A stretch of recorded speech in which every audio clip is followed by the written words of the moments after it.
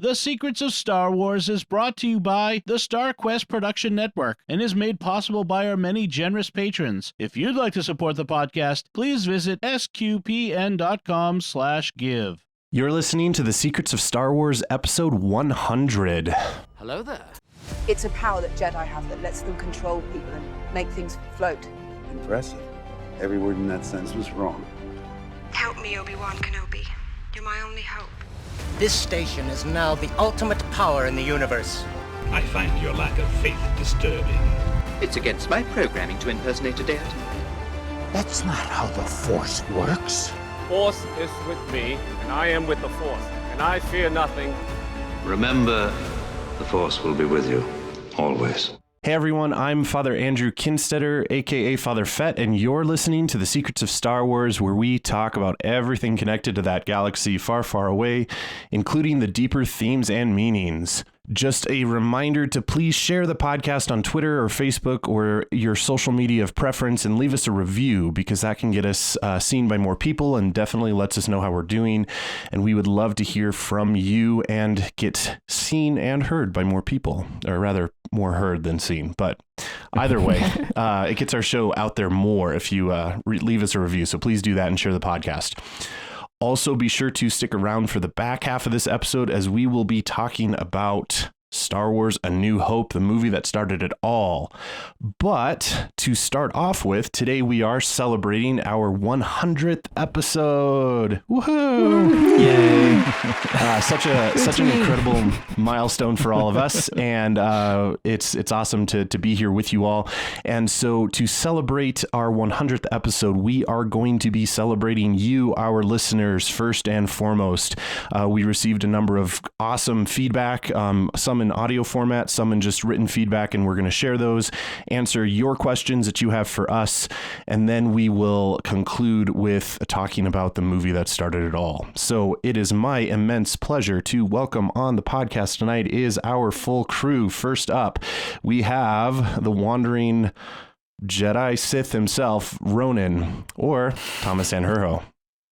It's good to be here. Second up is our favorite mudhorn from California, Andrew Hermes. What's up? I got some Jawas coming after my eggs. Careful so I with gotta that. be real careful. Yeah. As long as Mando's not around, you should be okay. All right, good. Yeah. Third is Old Ben, or as he also goes by, Mike Creevy. Hello there. Hey. Oh, man. General Kenobi. I like the negotiator too, but I'll stick with Old Ben. So I feel like I should explain this before we jump to our final panelist this evening. But we were invited by one of our listeners who is going to be featured on our podcast, that he suggested that we all have nicknames. So that's where some of these nicknames have come from. I think Mudhorn was one that he recommended. But Angela Cialana, who is up next, has a bit of a surprise to share with us for her nickname, because none of us know what she's chosen. So Angela, welcome on board. Oh yes, I'm so glad to be here. And the way that our call is set up on my screen, it's like perfect for my nickname, because I have two guys on my left and two guys on my right, and I'm in the middle. Therefore I am the Bendu. So if you haven't seen Rebels, then go watch Rebels, because this is one of the most amazing characters in Star Wars. But yeah, I just feel like Bendu works for me because I'm often in the middle of a bunch of guys, like not just here on the podcast, but also in my real life. Whenever I do audiovisual work, which is part of my job, it's usually just a bunch of guys and me. But then also I just love what the Bendu stands for. The Bendu is a living manifestation of the Force. And so, yeah, there's so many different ways that I could explain this, but I'm going to leave it there. So happy to be here. Well, it is awesome to have you as a bit of a balance to the four of us. So great choice in a nickname there. The other thought that I had going through my head right now is actually the scene from Avengers Infinity War when Spider-Man introduces himself to Doctor Strange. And he's like, by our fake names. Right. So we've got them both going on here. So this has been an awesome thing in coming. So before we jump into all of your listener feedback and questions, there was just a little bit of news to mention. And I don't think we're going to talk about it a whole lot, but Disney Plus Day was last Friday, November 12th. And there was only from what I could tell, really only two Star Wars things that came out of that. We got an Obi-Wan Kenobi preview with a bit of concept art, which looks really interesting. It looks like there could very likely be a lightsaber duel between Kenobi and Darth Vader. So that's exciting. Yeah. Beyond that, there wasn't really much else to say there. We didn't get a trailer yet, so we're all anxiously awaiting that. And then the bit of news that came out of that was that they dropped on Disney Plus Under the Helmet, The Legacy of Boba Fett, a documentary talking about the character of Boba Fett and his legacy. And so it's really good. If you got 20 minutes, go to Disney Plus and watch that. Very, very cool. And it's kind of gearing people up towards the Book of Boba Fett, which is coming later this year. Yay. Yeah, that's definitely the next big thing.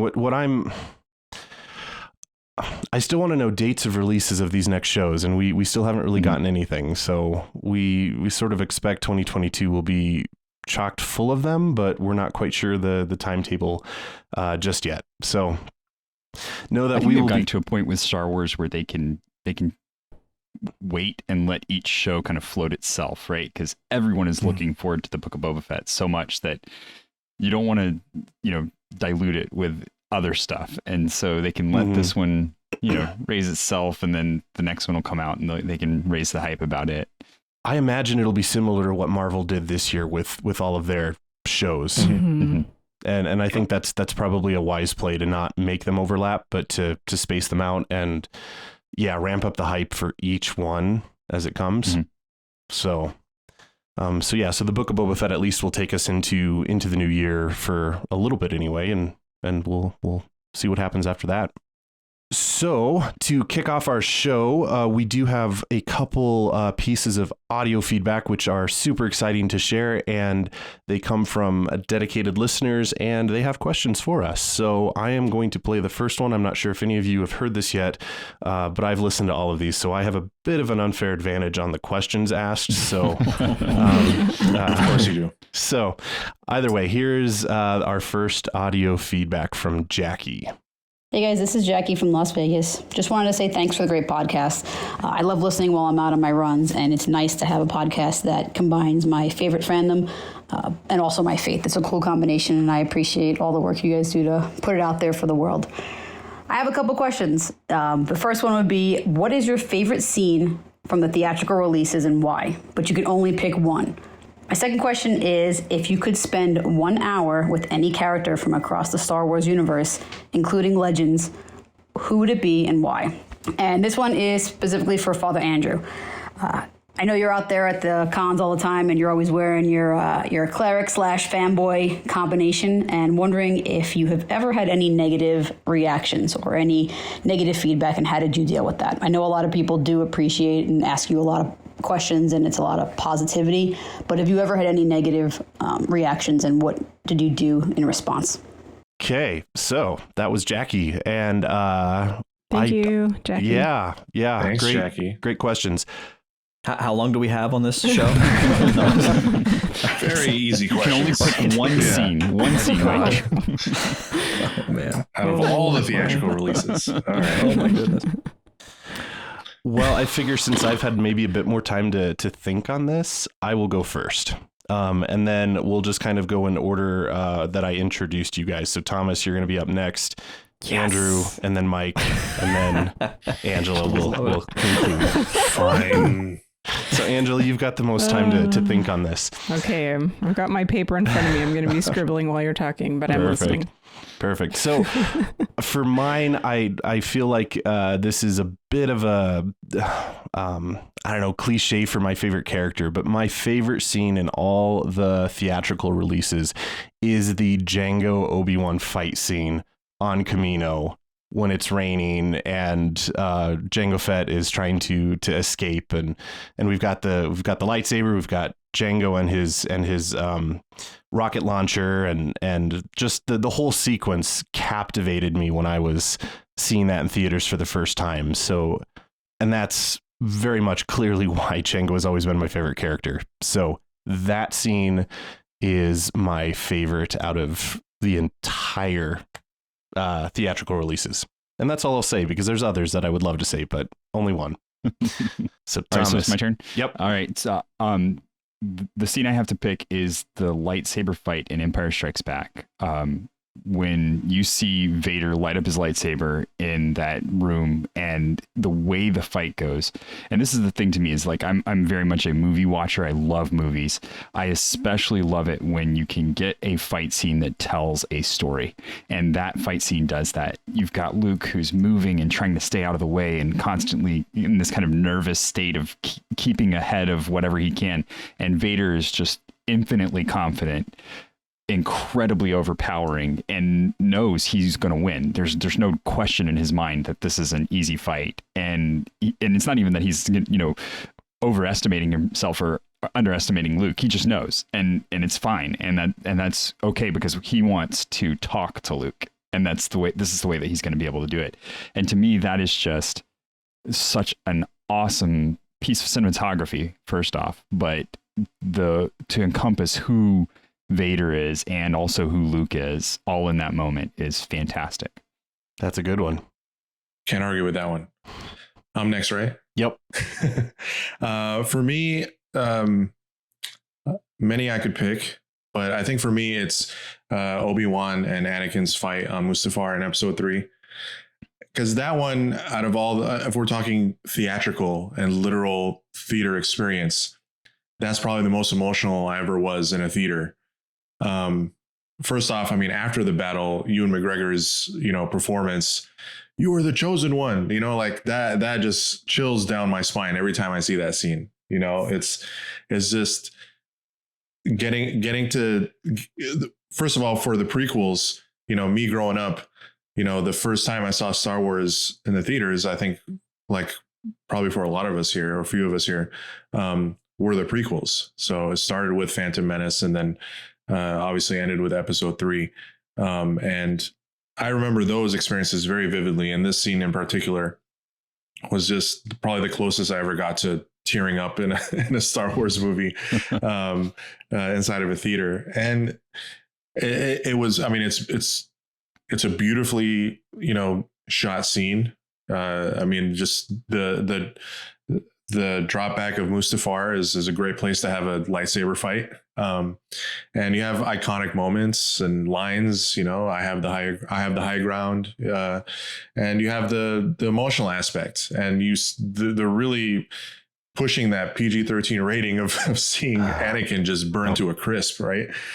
So it had everything going for it. It had the awesome lightsaber fight, the emotional stuff, and the cool, CGI and the whole graphic nature of it. So that one sticks out for me for sure. Well, Thomas stole mine. No, I was so glad I was going second, because I was like, well, that one would I would probably put that top, but maybe just behind that, in terms of what came when I was immediately faced with, oh darn, what's another one? Kind of surprised me a little bit, but actually it is one that I really like. Now I want to go back and rewatch it a bunch, but namely when Luke surrenders himself on Endor in Return of the Jedi, and then he's with Vader, and they have that just discussion basically before he takes him up to the Death Star. And it's interesting because I'm on this eschatology bent right now. Well, we all are, right, with the readings at the end of the liturgical year. But that's a course I teach pretty regularly as well. And I'm always profoundly fascinated going deeper into it. And, you know, because I mean, you could make an argument that that's really the point of all of it. Like, where's everything headed? And what I love is, you know, I always try to emphasize when I'm teaching that, you know, the two extremes you always want to avoid are presumption and despair, you know, and how much danger you get into if you presume that you've just got a clear shot ticket right into heaven and everything will be just fine, you know, and like, well, you know, it'll all just kind of work out. Like, well, Jesus warns us about that, you know, the kind of presumption, but also the despair that there's, you know, it's too late for me, son, you know, that kind of, and what's so beautiful, I think, about that scene is, it wasn't, I think it's right before that when Luke's talking to Leia, at least when I'm a kid watching this, I remember thinking, I don't think you really get a suggestion that Vader can possibly come back until that moment. When Luke specifically says to Leia, like, there's still good in him. And you're like, really? You know, it's kind of like, oh, wouldn't that be interesting? And I just love that's like that next step is that next scene, though, where they show Vader thinking about it, you know. Consequently, unless I'm mistaken, I think it's the only time we've seen Vader on screen with a different color lightsaber than than a red one, except when he had the blue one in Clone Wars, right? Season 7, you know, picking Ahsoka's old one up. But that I always thought that was kind of cool. And just that here's this guy who's been so scary this whole time, and he still is, but we're getting this little hint of like a possible redemption arc, and like Luke has faith, but there's also this like, what's he gonna do? Like, so we don't really fully assume or presume that Vader's going to be redeemed, but you know, you don't despair of it now maybe either. So I don't know. I think that's just those themes for me as a Catholic are particularly interesting. So that's one I like. And I'm going to bring some balance to this conversation and pick a sequel scene, sequel era. So I'm going to choose when Yoda appears as a Force ghost to Luke. Because of the relatability of it for me. I tend to be somebody who is very much like Luke and is looking anywhere that's not in the present. And so I really related to the lessons that Yoda gave to Luke in that moment, and also just kind of how it combines the wisdom of all of the eras, you know, the original, the prequel, and the sequel, and just delighted us all, I know, when Yoda appeared. So yeah, that's what I'll pick. So Jackie's second question was basically, from any character, Legends or canon, who would you spend an hour with? So for me, Angela, actually this kind of just falls right from you, is I would spend an hour with Yoda. And the reason that I would do that, or I would want to, is because I feel like often, well, I think I relate to Luke a lot too, is that like often I'm not maybe as balanced as I should be, or I'm worried about things, or I can't figure out things, or I'm even thinking about Obi-Wan in episode 2, where he's puzzled by this missing planet, and Yoda just like has the right way to guide and to teach that doesn't like tell Obi-Wan Kenobi that he's stupid. Like, okay, obviously it's been erased from the archives, you know, but he guides Obi-Wan to that conclusion. And then of course he trains Luke, and I don't know if I really want to have him riding on my back and jump through the forest, but but to learn from his wisdom, I think would be very, very good for me to just kind of sit at his feet as a learner, and him as the master would be my pick. All right, see, so now I'm going to go the complete opposite direction of that, because it's only an hour. I would not choose this person other than the fact that it's only an hour, but Han Solo gets my vote all the way, because that would be the most fun, hands down. It's fair. Took my answer, man. So now I got to think of another one. I would say on the spot, I would probably spend an hour with Ahsoka. That's a good one. I think kind of the same thing along the lines of Yoda. I think there's a lot of wisdom there, and I think with her, well, for one, I would be able to understand her and not try to figure out what Yoda's saying with his twisted way of speaking English. But no, I think she's one of the more human characters in Star Wars. So I think it would be at least a relatable sort of exchange, between a character that I really admire.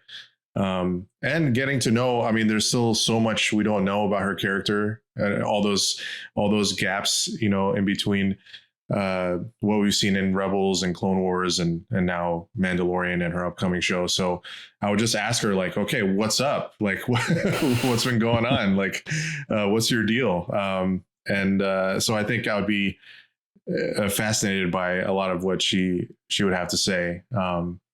Clearly just from her episode of Mandalorian, just the stuff she had to say in that episode was really compelling and really hyped up, the show that we're going to get coming out next year. So yeah, if I can't have Han Solo, I think Ahsoka would be just as great.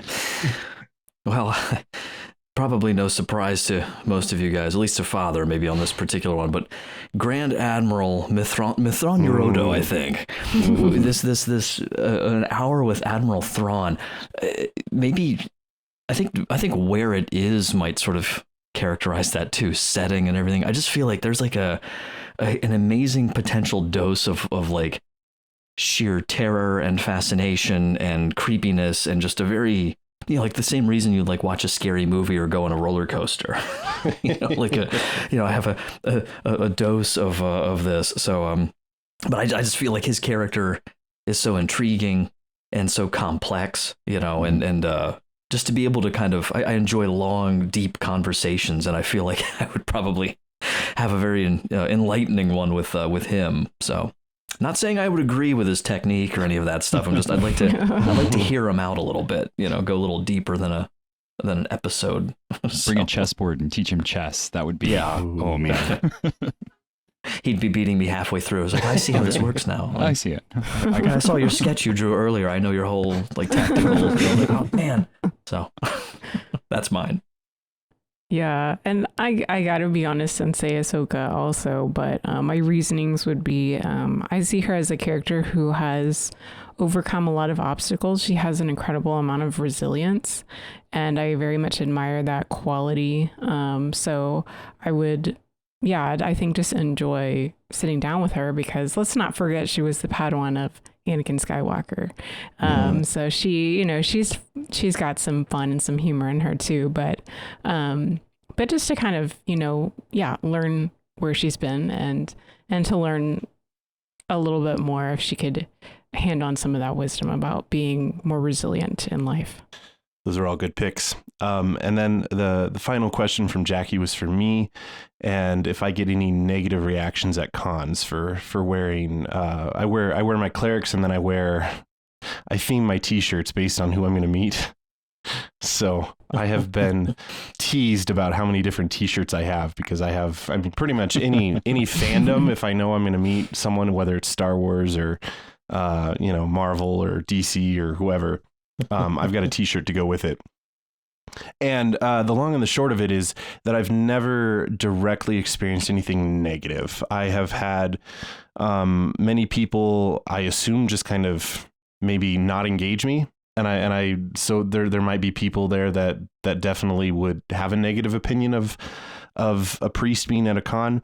But thankfully, none of them have ever directly confronted me on it. I have had plenty of people who were more sort of neutral in their opinions. And, I've gotten comments often. It'll be something along the lines of, you can't get married, right?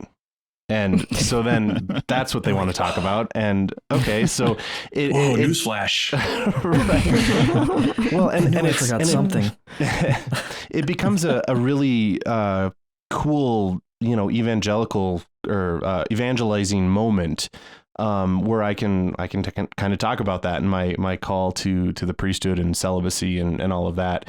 And most of them, I'm sure, are just kind of, I don't really know what they're thinking, whether it's positive or negative, but they tend to want to hear my side of it and take it as it is.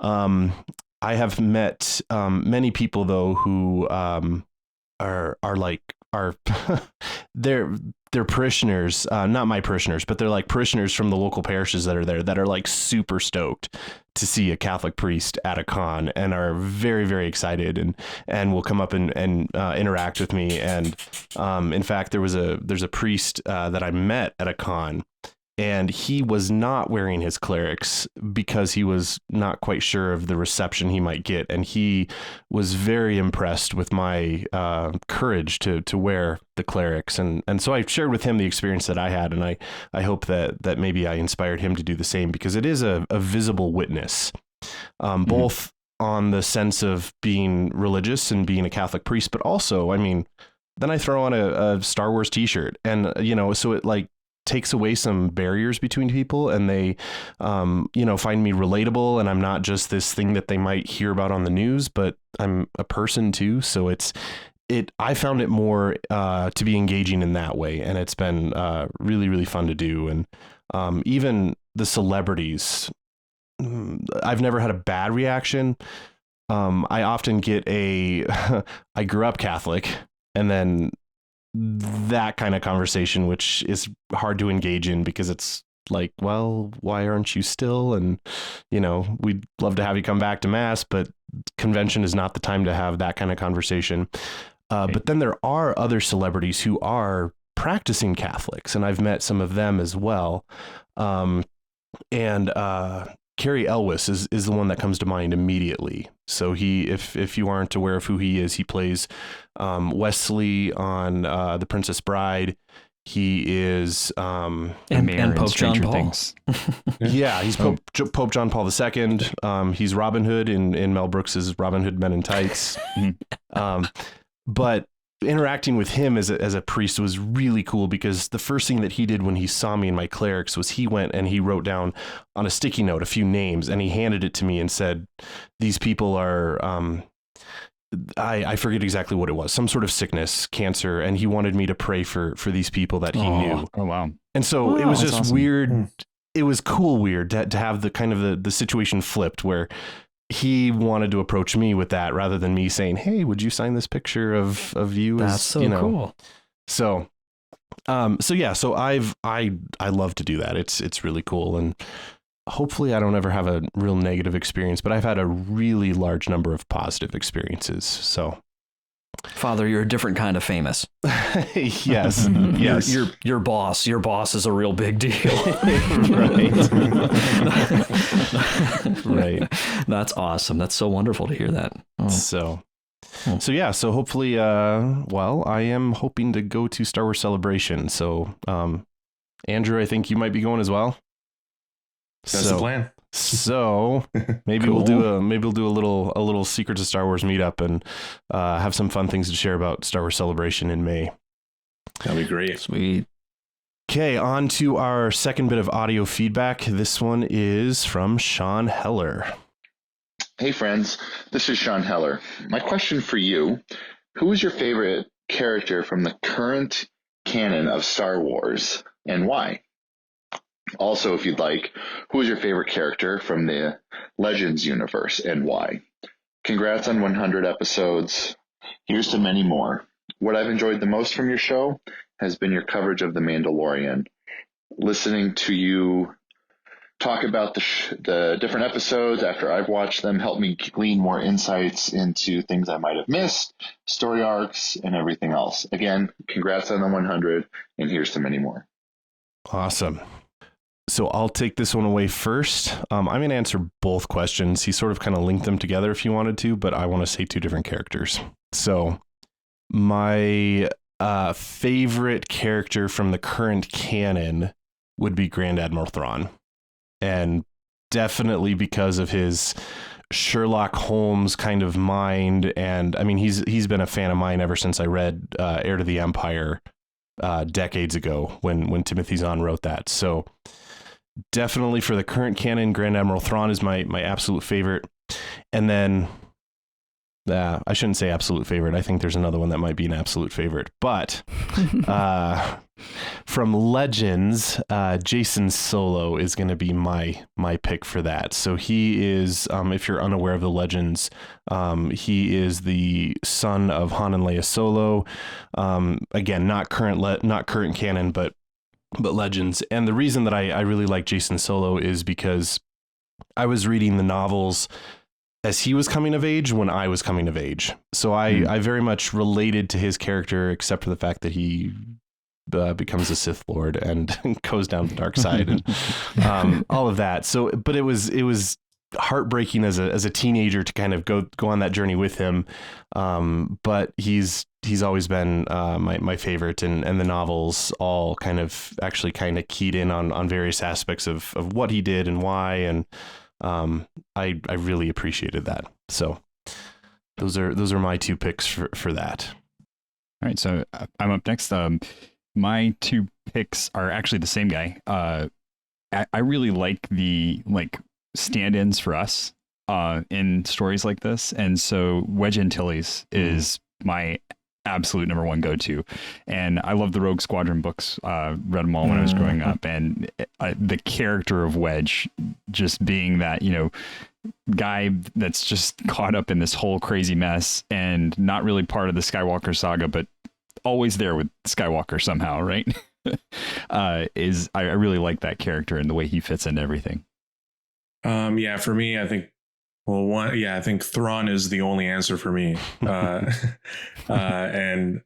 If I guess as far as Legends goes, I mean, I haven't read too many of the novels, but if you're gonna say, I'll say Jaina Solo. I'll go with the other. She's fantastic. with the other twin.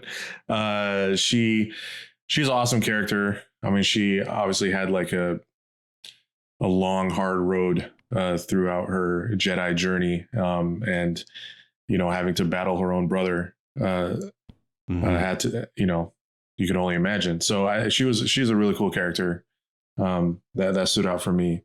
But yeah, Thrawn is the man, and I can't wait to see a live action version of him.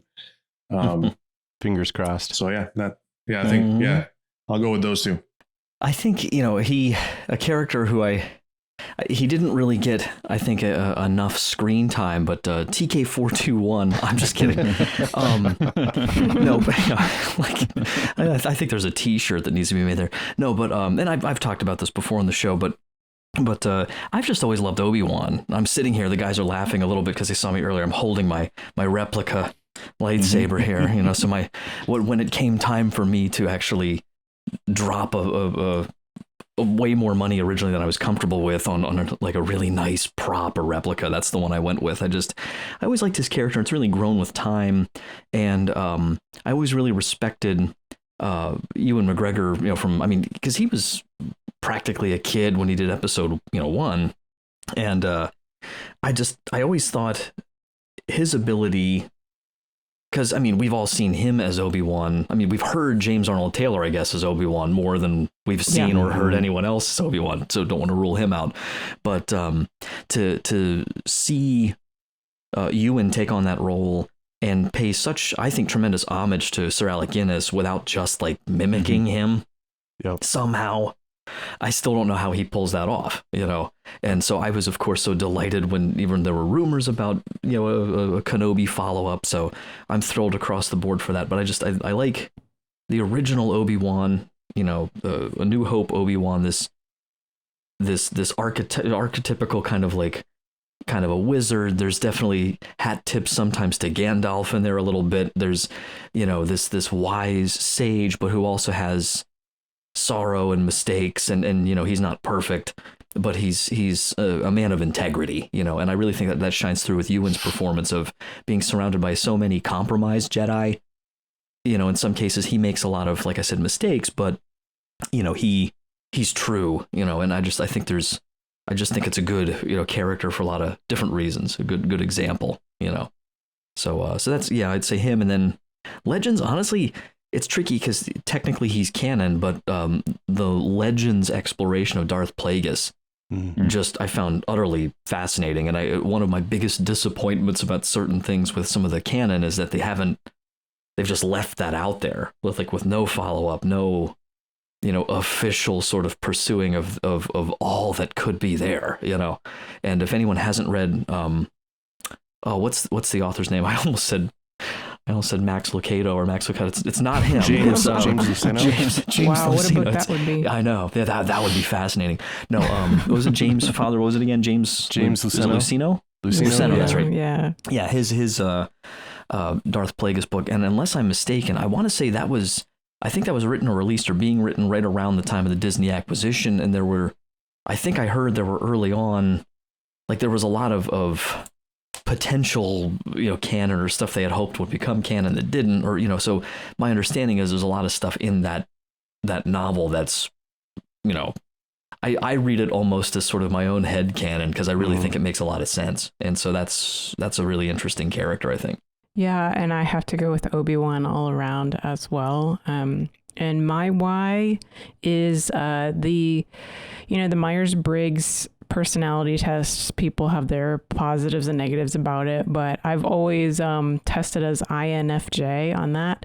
And typically that personality type is known for kind of being that sort of peacemaker, wise sage kind of personality, and I always resonate with those sage type of characters in movies and books.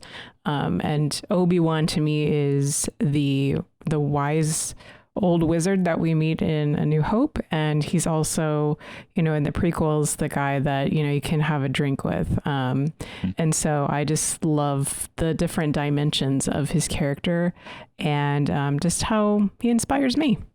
Awesome. Thanks, Sean, for those questions. And next up is going to be through email. And this is coming from Abraham. And I'm going to apologize right off the bat. He wrote stuff in the language of the Mandalorians, and I have no clue how to pronounce this. So here goes my best guess on some of this. Su Kayagar. Greetings in Mandoa. And hello there. This is Abe. I am 13 years old, and I really enjoy your podcast. I have some questions for your 100th episode, as well as to wish you congratulations on the podcast so far.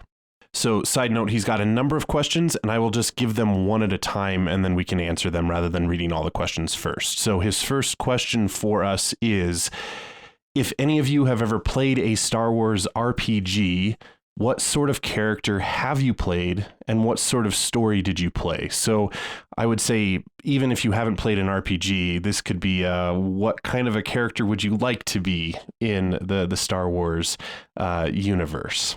And I'll go first, as is custom for this episode. And I have done a little bit of the Old Republic, Star Wars: The Old Republic. But not a whole lot. And definitely the role that I chose was, or I'm thinking of Knights of the Old Republic. And I chose, initially I chose a soldier, but then a Jedi, and I forget even which one, Jedi Guardian, or I forget, there's classes of Jedi that you can be, but I think I was kind of the one that was in the balance between the, not all offensive, but also not all just kind of force using. I was kind of the one that was balanced in between. So I'm forgetting exactly the name of that, but definitely a Jedi. Yes, I have. Yes, I have run them. I have played them. I have. I was going to say that's yes, duh from Thomas. That's I started with the West End Games version back when it first came out, and it was. I bought the book while I was at Disney. So we were visiting Disney, and I went into the store, and they had the book, and it was like the first release of it, and I was like, oh, well, yeah, that's going in my pocket. So here we go. And I played the heck out of that game. And then when the D20 system came out, I've played that one a couple of times. I normally tend off of the Jedis just because you get sucked up in the Galaxy Quest version of things where it's, you know, like, oh, got to go do the light side versus the dark side, and it's so what we'll end up doing is running smugglers, and that's how we roll. Smugglers and bounty hunters, those were the big things that we did a lot of. And I will say that as far as RPGs go, Star Wars is hard because there's no limit to where you can go and what you can do, especially as the game masters. So when you're sitting on the other side of the table trying to tell a story, and the guys you're telling the story for just want to go travel the galaxy, it's like, I wasn't ready for this. No, you cannot do that. I don't know why, but you just can't. Yeah, I mean, again, for me, I played like Knights of the Old Republic on Xbox. So that's probably the closest I've gone to an RPG. So, I mean, and the coolest character in that game is Darth Revon. I mean, the twist with his character, I mean, he's like he's a secret playable character. And he's a Sith Lord, but the twist is that he's fallen to the light side. But if you play him, you could, depends on how you play the game. Depending on how you play, can fall back to the dark side. So he's just the coolest character. He looks cool. He has a cool story, a lot of depth to his character for a video game character. So yeah, I would definitely choose him. Absolute best droid in Star Wars in that game. Oh, HK-47. Yes. Meat bags. I never got into Knights of the Old Republic too much. I was always interested, but something was going on. I forget what at the time, where I missed the sort of like entry into it. My brother was playing it a lot, and he famously got to the end, like the final battle, and like the Xbox glitched or the disc glitched.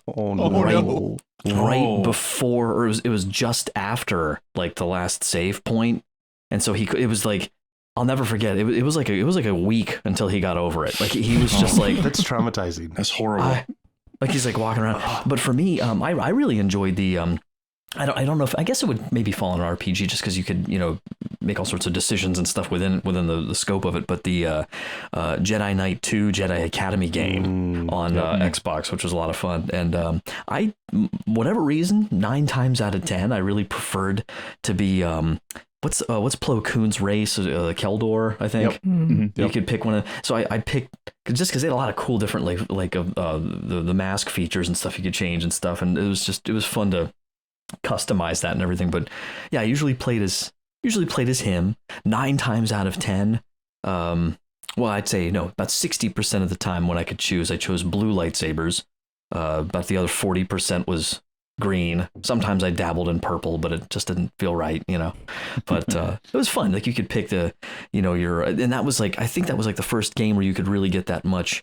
Now, for any kids listening now, they're like, well, you can do all this stuff anyway with like millions of other games or whatever. And I'm like, well, it was a big deal when you're like, wait, I can pick if I want a single blade, 2 lightsabers, or a bow staff lightsaber. It was like just ridiculous. And so that was a lot of fun. That was the one I really enjoyed. Yeah, I haven't gotten into RPGs either, but I don't know if it's possible to play the Cantina owner, but I would love to do that. Oh, so, man. So what I'm hearing here is that I need to run a game for you guys, and that needs to be a podcast at some point, right? Oh, that would be awesome. That'd be great. That'd be cool. All right, I'm in. Stay tuned for our special next year. Yeah, there you go.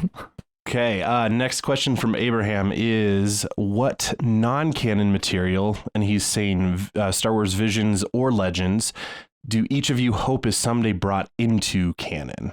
So for me, this is a hard question to answer and a bit unfair, because the stuff that I would like to be brought into canon can't be brought into canon because it directly conflicts with the sequel trilogy.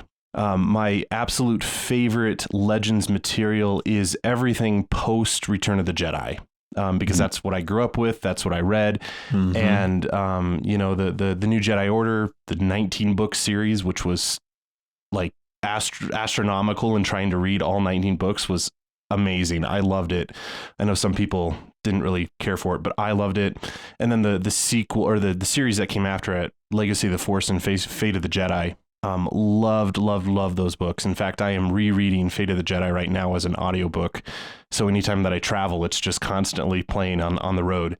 And I love those so much. But they absolutely can't be brought into canon because the sequel trilogy is clearly drawing inspiration from some of it, but very clearly overriding it. So that's my wish, but not gonna happen wish. I would like to see the Mandalorian Jedi War. That would be just absolutely hands down my favorite piece of external lore that I want to see on screen. Since you bring up Star Wars Visions, I would love to see the Ninth Jedi become canon, or at the very least see more of that story. I think Kara's character is for a 20-minute, anime episode of Star Wars was some of the best Star Wars material I've seen in recent memory. Angela and I talked about it on the episode where we covered it. But yeah, they just totally set up a world, where they could easily explore it. And the stuff with like the lightsaber, kind of like the color changing depending on like where you are, relative to the Force, on the light side or the dark side, and has to do with your, how strong you are and your personality and stuff like that. That stuff's obviously not canon, but I think that would be a cool thing to bring into the Star Wars universe to add a little more, because I think we take lightsabers for granted. There's not a lot of talk about, like, at least in the films and the live action shows, about like what is the backstory of a lightsaber and what's so important about them. So I think that would add like another layer to them. And yeah, it was my favorite episode out of the whole Visions series. And I think that it would be cool to explore that world a little more, whether it's live action or continue to do in animation. But yeah, I just enjoyed it so much, and I think it would be a really cool addition to the canon. I'll just go with Darth Plagueis, honestly, because I convinced myself earlier with what I said. I'm just like, oh yeah, I made myself upset remembering that that's not canon. But yeah, no, I think that would be. I think you could potentially find ways to connect it to where they have gone with, all the Snoke stuff and all these controversies over, like, canon stuff that shows up in a photo caption in an art book, where it's like, okay, but like, let's get it in a movie. You know what I mean? Like that. Mm-hmm. Like, so I just think there's some loose ends you could potentially tie up, that would connect, and help give some more coherence to all three trilogies, and even, this desire to hit this High Republic era. I guess, I don't know if you're technically at the very tail end of High Republic, or what you're calling that period in just the decades leading up to Episode 1, but yeah, I feel like it's a puzzle piece that they'd really be missing out on an opportunity, to explore if they can explore that. So just a thought. I would go with the Ninth Jedi also, and I would love to see Margrave Juro as like a former pupil of Rey, and kind of tying it in that way, because I think they could do that.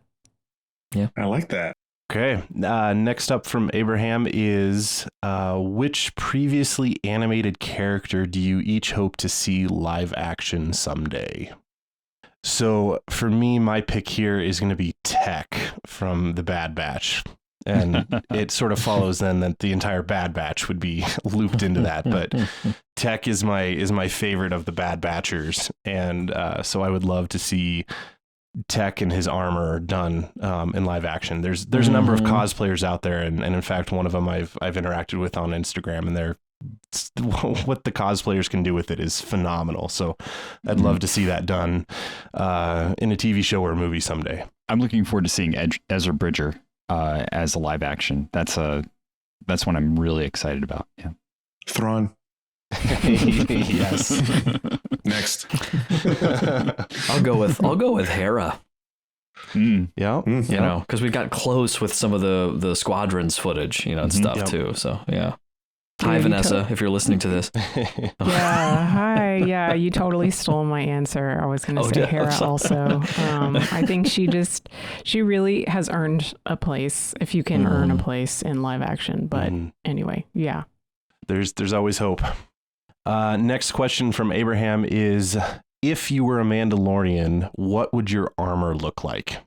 And so what I've always kind of envisioned this, someday I would like to do this, but I've in fact was trying to design what colors I would put on a helmet.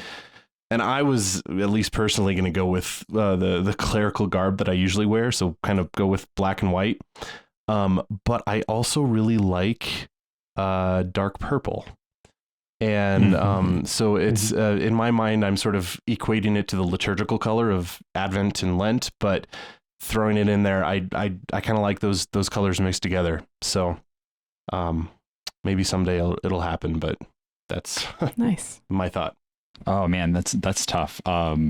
Purple and orange and teal. Those are my three favorite colors, and they happen to look really great together. So that would be some mixture of those things. Yeah. Yeah, a lot of it would probably look a lot like Mando's armor, but because I like a lot of dark gray, but I would put flashes of green because that's my favorite color. And yeah, I think I really dig like his crest, but I would try to put as many crests on my armor as possible. So I would just kind of be like a tatted out version of Mandalorian. The Maui storyline of your existence going on there. Get some tribal like tattoo looking stuff going on. Some ancient. Well, for me personally, it would probably be a lot of like Aramaic biblical stuff. Nice. Etched in there. But yeah, I would definitely want to spice it up with stuff like that. So. And I would have like the sickest cape. Yes. Yeah, no capes. Capes are bad. My jetpack would probably ruin the cape within a day, but yeah, at least for a day I'd have a cape.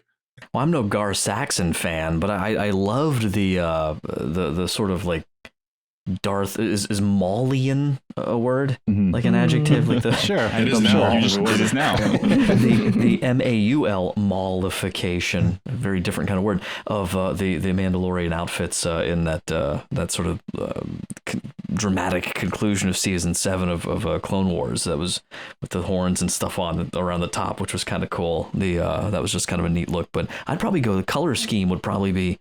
I'd be sort of close to you there, Father. Just a lot, black and white and red. I always liked the Catholic University was my undergrad. I always liked their colors. I don't know. I think it's sharp.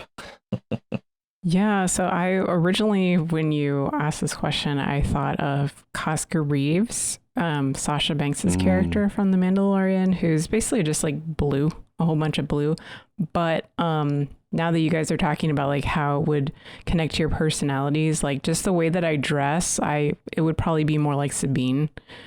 Just like a whole lot of like bright colors and random art and stuff. And I'd probably like draw some angel wings on the back of my shoulder plates because my name's Angela. So that's awesome. Okay. Next up is another question from Abraham. He's asking out of curiosity, what is the names of the churches that we are all parishioners at?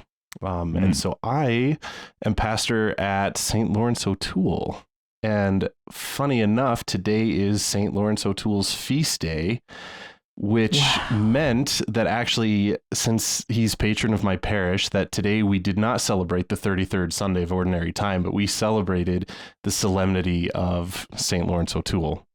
So that was cool. Something really cool to be able to do in my parish. And it's not often that you kind of can see that happen, but it does happen. So, all right. I'm a parishioner at Nativity.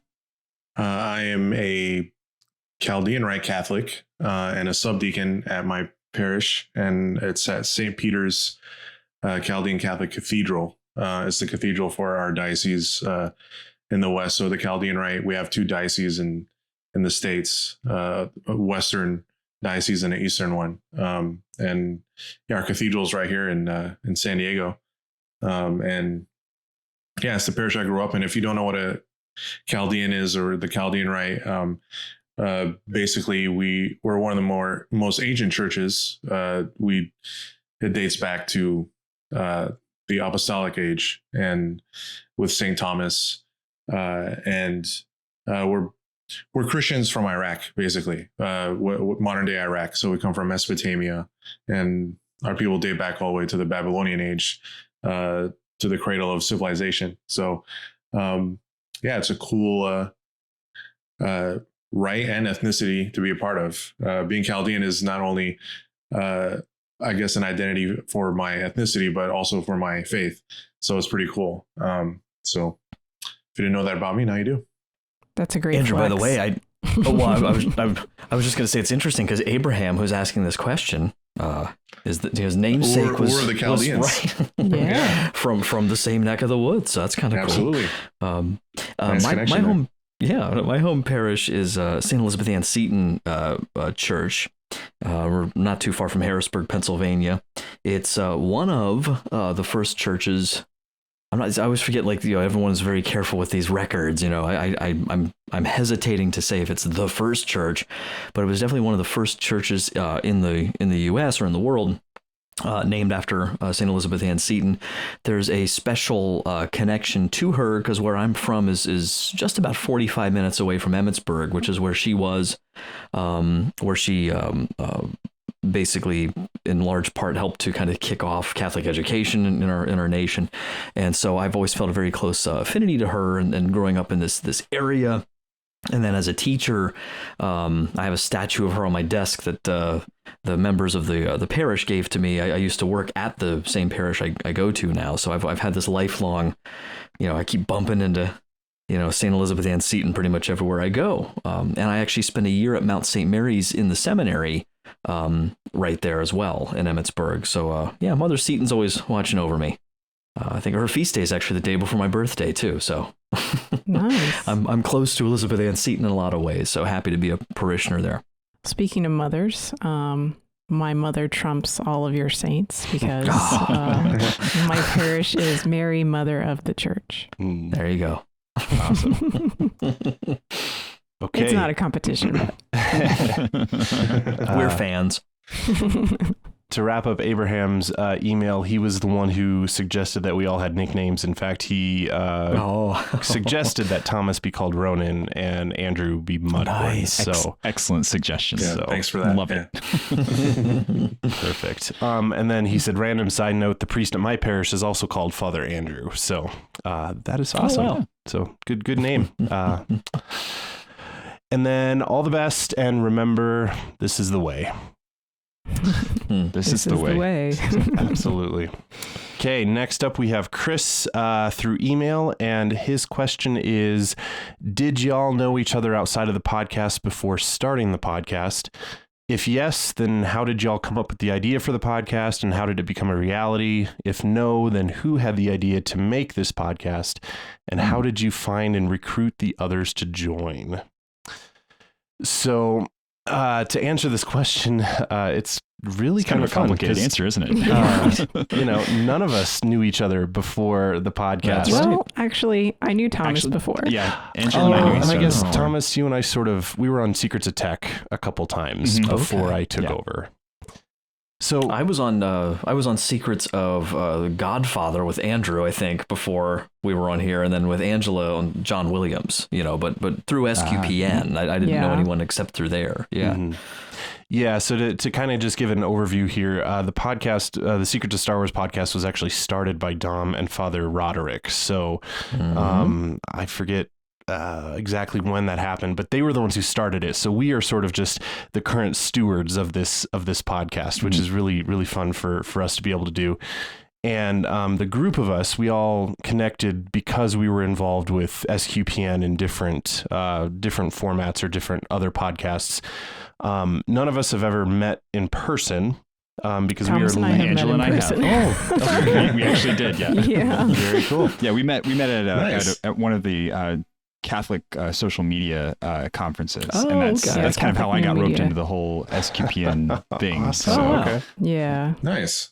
Well, that is news to me, so that's awesome. I didn't actually know that. Because it's funny because we are literally all over the country. Because Mike's in Pennsylvania, Angela's in Texas, Andrew's in California, Thomas is in Florida, and I'm in Wyoming. So like we need someone from Alaska or Hawaii just to mix. Yeah. It's the morning out there now. So and the reason at least that we took over the podcast was we took over when the Mandalorian and Disney Plus first kicked off. So Dom was hoping to expand the podcast and asked us if we would be willing to jump on to kind of talk about Star Wars as Disney Plus kicked off. And so that was what we started with. Guys, that's almost 2 years ago. Yeah. In fact, I think that's crazy. Wow. Two years ago. That's when Disney Plus launched. Yeah. Last Friday was Disney Plus Day. So 2 years ago. Wow. So yeah, we have been doing this for 2 years. I hadn't thought of it that way. Yeah. Oh my gosh. Wow. So that's why this episode is quite the milestone for us, because I want to say that I'd have to go back and look, but I want to say we were in either the 20s or the 30s in terms of what episode we started with. So we've been, I mean, definitely 80% of the episodes are us. So that's kind of fun. That's weird. Okay. Next up is from Jason via email. And he said, I've been a fan of Star Wars since the 80s, grew up on it, and even watched the Droids and Ewoks cartoons. I didn't care. It was Star Wars. When I first saw A New Hope, I had just started to learn to read and actually made my parents stay so I could read the credits.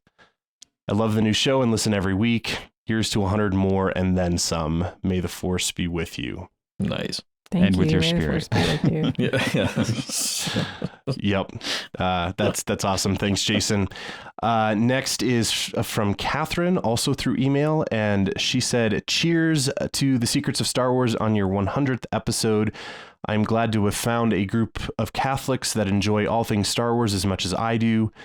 I found this drink at a local distillery while visiting La Crosse, Wisconsin. I couldn't pass it up. When the waiter served it, he even did his best Mando voice too. God's blessing for 100 more. Catherine. And she sent us a picture of this drink that she got at a distillery, and the title of the drink is This Is the Way, and it's spelled W-H-E-Y. So I think it looked delightful, by the way. Looks very tasty. Yes, it does. Yeah. Next up is someone from the SQPN network. This is coming from Father Corey. And for those of you who listen to some of our other shows, he is on The Secrets of Star Trek, The Secrets of Doctor Who, and The Secrets of Technology. So he is one of our good buddies. And he said, howdy, Secrets of Star Wars crew. Congratulations on your 100th episode. It's been great to learn more about the Star Wars universe through your discussions. With all the new TV series and movies coming out, what are some stories you would like to see told? Whether legends or new canon, I'm sure there are some characters or storylines that would be worth seeing. God bless, and hope you have lots more Secrets of Star Wars episodes in your future. So to answer his question, I'm going to go completely into the past here, and I would love to see more Knights of the Old Republic era stuff. So it doesn't have to be like the Knights of the Old Republic video game turned into a TV show, even though I would totally watch that, but that era. So not the High Republic era, but like, 4,000 or 5,000 years before the High Republic era would be what I would like to see come out.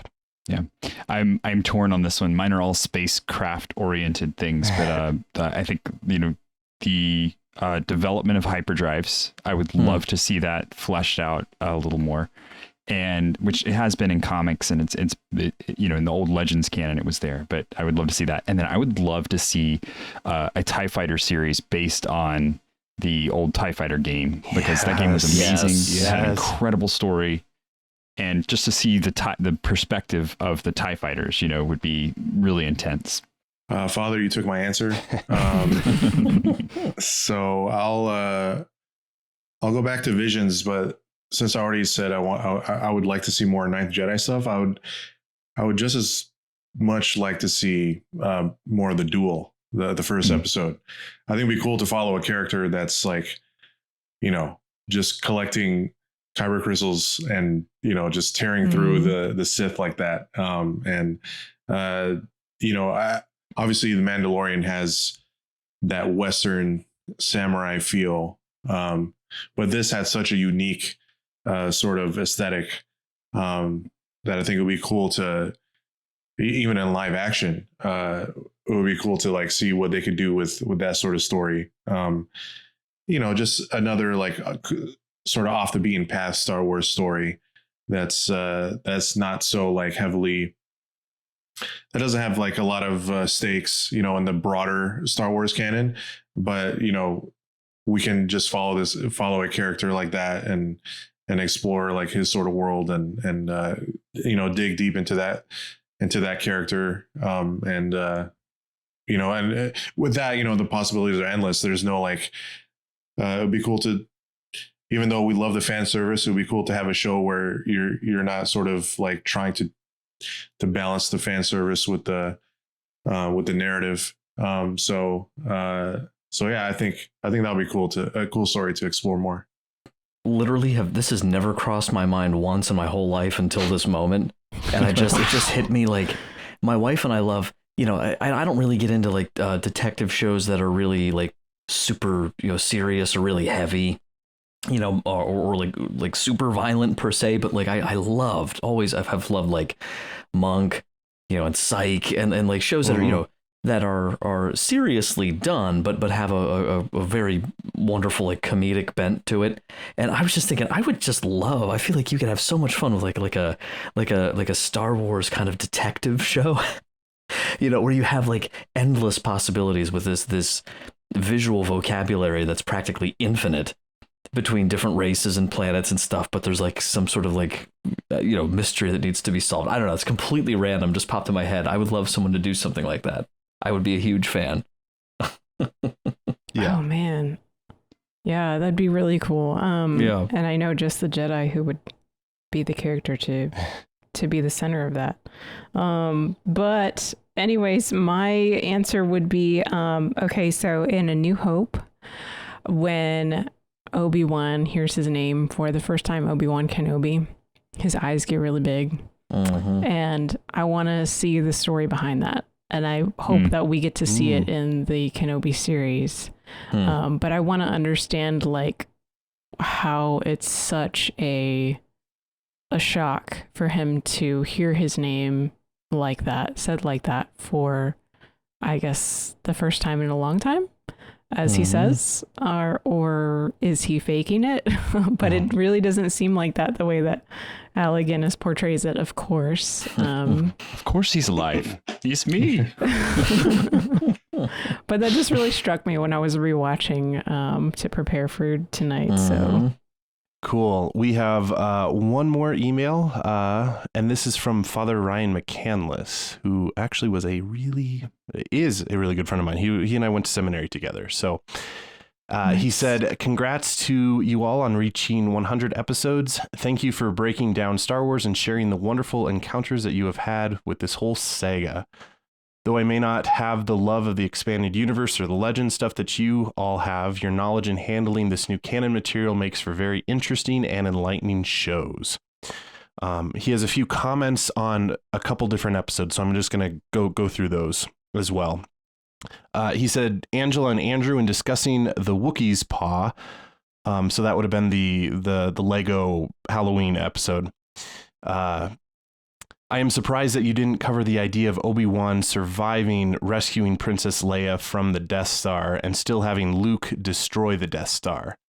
A funny consideration that R2 discovers Obi-Wan without Luke.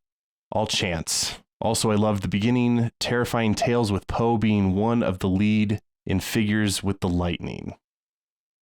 He also has a comment on TOB1, and he said, I have to say, this Star Wars Visions episode gave me hope that I hadn't felt in a long time.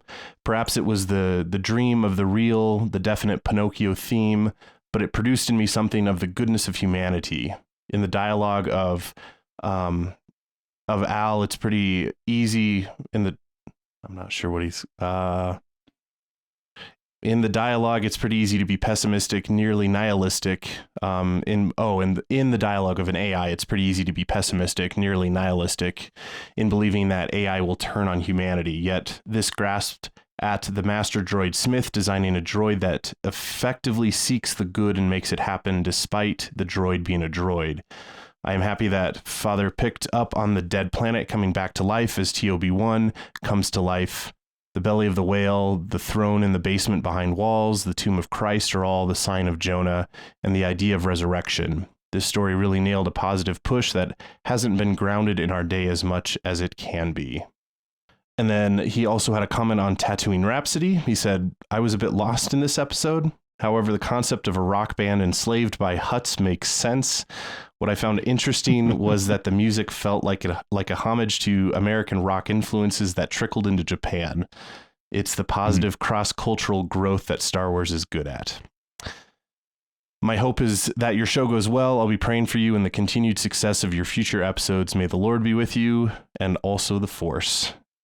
Your dear friend, Father Armac. All right. Thank you. So that concludes the listener feedback section of our episode. So thank you to everyone who emailed, everyone who sent in audio clips. Those were quite a bit of fun to go through and to discuss here on the show. And we would love to hear more of what you guys think. And we'll do other Q&A episodes in the future as well. Those tend to be fun ones to do on like Star Wars Day on May 4th. So definitely stay tuned for more of that, and keep sending us feedback because we like to hear what you guys are thinking. And we do this for you. I mean, we do it for ourselves too. It's really fun to talk about it, but I mean, really, we're doing this to share it with you, our listeners. So thank you for making this 100th episode milestone the success that it is. So with that, we are going to turn and a bit more briefly maybe than we had planned, but we're going to talk about A New Hope because that was kind of also part of what we were going to do in this 100th episode. So I'm going to start, I think, with giving just a real brief summary, and then we'll go from there. So for A New Hope, the Imperial forces, under orders from cruel Darth Vader, hold Princess Leia hostage in their efforts to quell the rebellion against the Galactic Empire. Luke Skywalker, under the guidance of Obi-Wan Kenobi, joins Han Solo, captain of the Millennium Falcon, with Chewbacca, and they work together with the companionable droid duo R2-D2 and C-3PO to rescue the beautiful princess, help the Rebel Alliance, and restore freedom and justice to a galaxy by destroying the dreaded planet destroyer, the Death Star. So that is A New Hope in a nutshell. Okay, there you go. I will tell you, I told my kids before we started this, we're trying to watch this as if it was the first time we'd ever seen it. And they ragged on me the whole time because I can't help myself but just like talk along with the movie, right? Like I just say what the movie is saying because I know it so well. And like trying to get in that headspace of nobody's ever seen anything like this before is so hard because and I'm many times mentioned that's like, oh, this is like that other movie, oh, this is like that other movie, because so many movies have been influenced by Star Wars that it's hard to in our day and age, in our culture, that we are raised on all of these movies that are so heavily influenced by Star Wars, to just watch it with a clean set of eyes that's never seen anything like this before. Speaking of that, do you guys remember the first time you ever watched it? No. It's sort of this ubiquitous kind of just like it and I came up together. You know what I mean? Right? So it's older. It's older than well, any of us here, but I think, unless I'm mistaken, and Thomas, I'm outing you here with, I think I'm the second oldest here, right? But I think so. I believe I am older than you. Yep. But it, you basically just grow up. I grow up at the time when like it's out of theaters. All three of them are out of theaters freshly with Return of the Jedi. But it's just so ingrained already. That I know exactly what Thomas is saying here. This is trying to see it with new eyes, but I don't know if because I was watching it alone very late at night, that I think it was a little easier maybe to do that, what's funny is I just kept, remembering like sort of vague experiences, I guess, Father, to answer your question of just like being a kid and just like already knowing it so well, you know? So I know I don't remember the first time because I probably was like months old or something and it was on TV, or it's just like in me, you know? Yeah, that's the same story for me. I have like memories of watching it, as a child, like on VHS. But yeah, the first time I saw it, I was probably a baby. My parents were not into sci-fi at all, so I have no idea how I watched it, but that's like a majority of my experience as a child seemed to be like that. But I'm the same way. Like, I could not tell you the first time I saw this movie. I do know that I had Star Wars toys before I knew what Star Wars was. And so, you know, I would play with Luke and the Rancor, and I had no idea who they were, but eventually I figured it out. Yeah, I would totally echo you guys. I mean, ironically enough, I remember The Empire Strikes Back more than I remember A New Hope as a kid, but only because Yoda creeped me out. And it, I didn't have the love relationship with those movies that I do now, but and my dad, this would have been right up his alley to just kind of watch when it came on TV. So I know that I just caught it whenever it was on the TV. But with that, I think I'm going to shift to, I have some friends here in town, they're parishioners who, it's really been fun because they've never seen Star Wars before at all. And so I've been able to like, even suggest to them my fun rant or my fun movie order to watch the movies in. So they actually sat down and watched, A New Hope, and their 9-year-old daughter was kind enough to do some quick Q&A stuff with us. So actually she's got that on audio that I'm going to share with you guys, and I think that can prompt us into a discussion. And so they're fairly simple questions, and you'll hear them as they go. Her mother asks her the question. So this is Elena, and I promised her she would be famous because she was going to be on the podcast. So Elena, this is for you. Famous. So So did you like the movie? Yes, I did. I really like it because it was very cool and very intense, and I liked the battle between good and evil. What was your favorite part? When they flew into the tunnel and shot down the hole, I liked it because it was very intense and they all almost got killed. Who is your favorite character? Luke Skywalker, because he is very brave. What things did he do that were brave? He helped save Princess Leia and flew into the tunnel and risked his life for many things. What lessons did you learn? To always carry a gun with you and to be brave when you're fighting the good fight. Were you scared of Darth Vader? I was scared of Darth Vader because of his mask and the way how he breathes. What makes Luke Skywalker the hero? Because he risked his life to get freedom from the Empire. Is Han Solo a good guy? Half good and half bad. Okay, how's he half bad? He just wants everything for himself. Okay, how's he half good? He came back for Luke Skywalker in the end. What do you think will happen next? That Darth Vader will make a stronger and newer empire. Wow, okay. Right? Do you have another question? Why didn't Chewbacca get a medal? He flew the spaceship. Yes! Thank you! Yeah! Or any of the other pilots that were with them at the end there, right? Oh my gosh. Definitely Chewie. Come on. Question people have been asking for almost 50 years. Oh my, I love that Han Solo's half good, half bad. But he's the one that she took the lesson from, right? Always carry a gun with you. Always carry a gun with you. Oh. Yeah, she's going to have to watch the next one now because her prediction was like spot on. I don't know if I would have had the same insights as a 9-year-old. I will say this. One of my observations was I was writing down nitpicky stuff just for fun.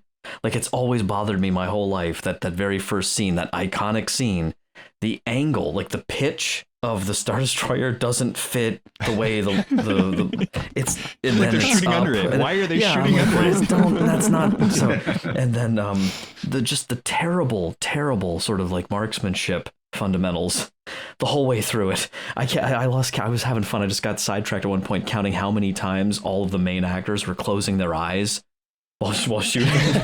And I'm just like, oh, it's so fun. Yeah. Now, but they're not worse than the stormtroopers. No, but have you heard the explanation from the stormtrooper side, right? They had to let them go. They had been told to let them go because they needed to follow that homing beacon. So they couldn't. I never thought the of that. stormtroopers couldn't shoot them. Because there's always that mysterious quote earlier. Obi-Wan is so adamant about how accurate Imperial troops are. Right. Yeah. No. Well, they're so accurate that they can make it look like they're shooting at you, but not actually hit you. That's so really I like that. They're just way more advanced than we ever gave them credit for. Yes. Bingo. Cool. My So goodness. I think we'll kind of frame this discussion a little bit around the hero's journey, because I think that's maybe the best way to look at Star Wars: A New Hope.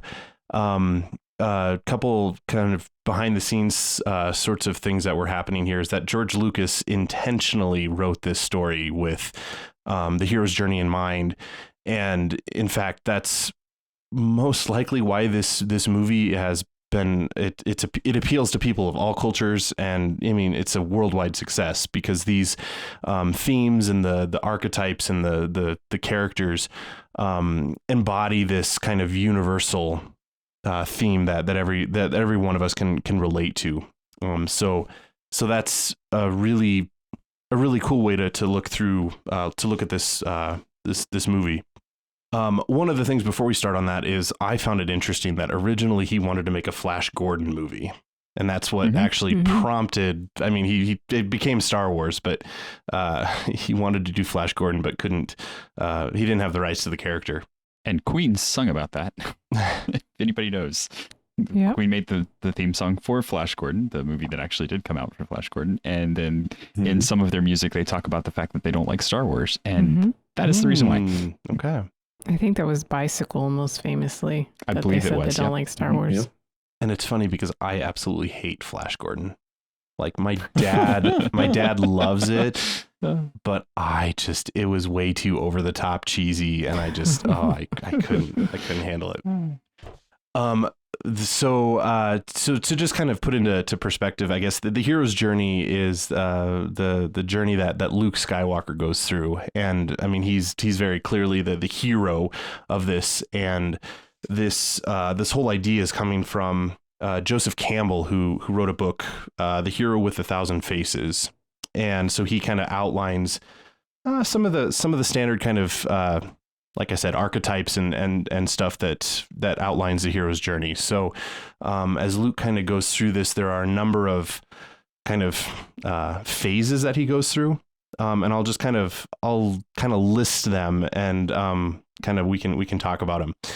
So there's the ordinary world. So Luke starts his life kind of as an ordinary farm boy, kind of at the very beginning.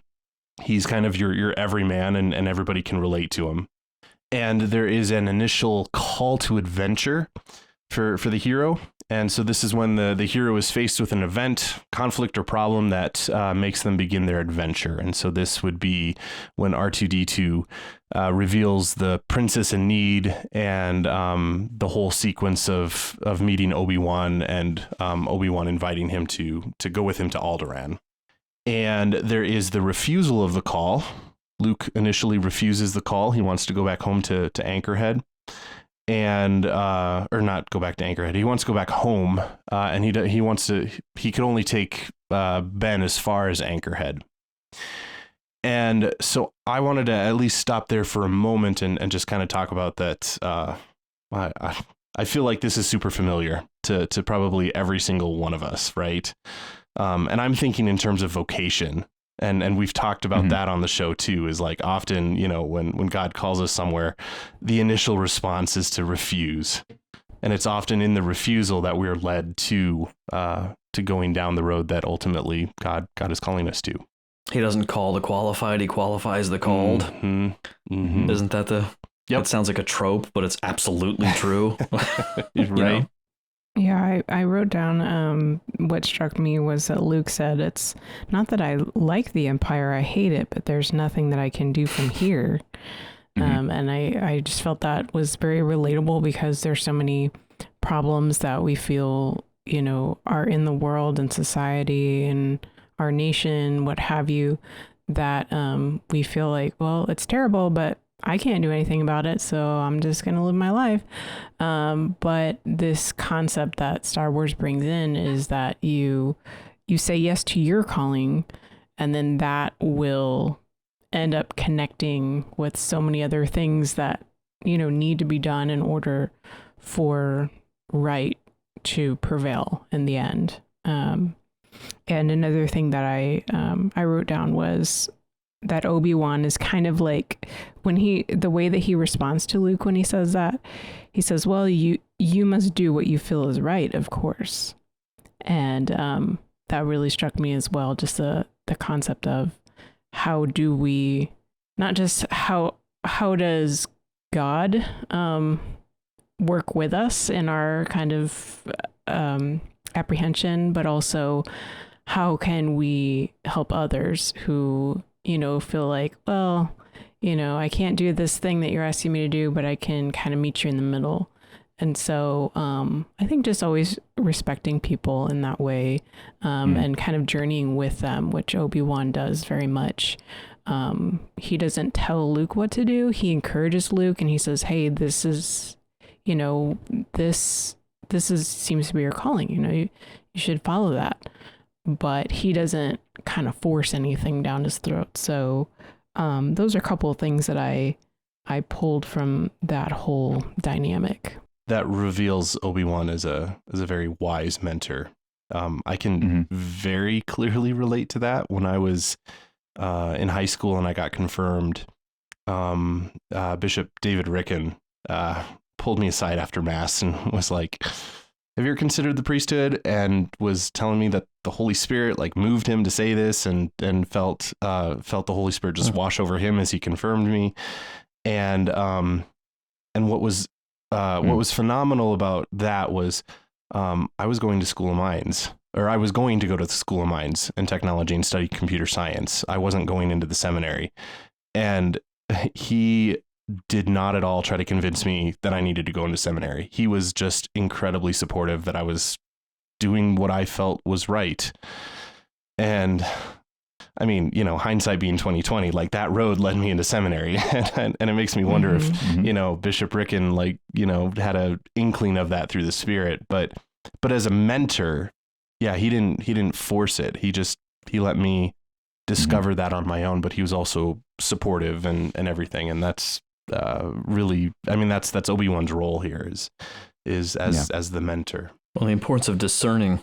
Yeah, and discerning the best, you know, how hard to push and what not to. And I heard a priest years ago, I've never been able to verify it, but I thought this was fascinating. But a priest told a story years ago that these sort of two parallel stories from a long time ago, where you had a little, like a young altar boy, both stories, same thing. Young altar boy drops a glass cruet during Mass and it shatters into 1,000 pieces. And in one case, this bishop, you know, the one case the bishop screamed and yelled at the kid and just chewed him out, you know, for being reckless, blah, blah, blah. The other one where different bishop pulls the kid aside, talks to him, and he says, you know, someday you're going to be a bishop just like me.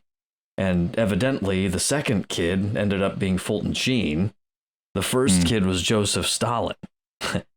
You know, and so like, you know, the contrast of like you have a kid ostensibly in the very same maybe setup, and how, you know, not to like have you be completely unable to sleep at night, terrified that like the slightest thing you do wrong is going to screw someone else up for the rest of their life. But we do have, if you have that mentor, teacher, parent role, learning from it, you know, and I even think too, like obviously all that we've seen come up in Star Wars recently, where they've kind of been filling in this picture, because clearly this wasn't really on Lucas's mind in 76, 77, but I was just thinking Obi-Wan is such a wonderful kind of father character to Luke. And we know from the broader canon, he wasn't to Anakin.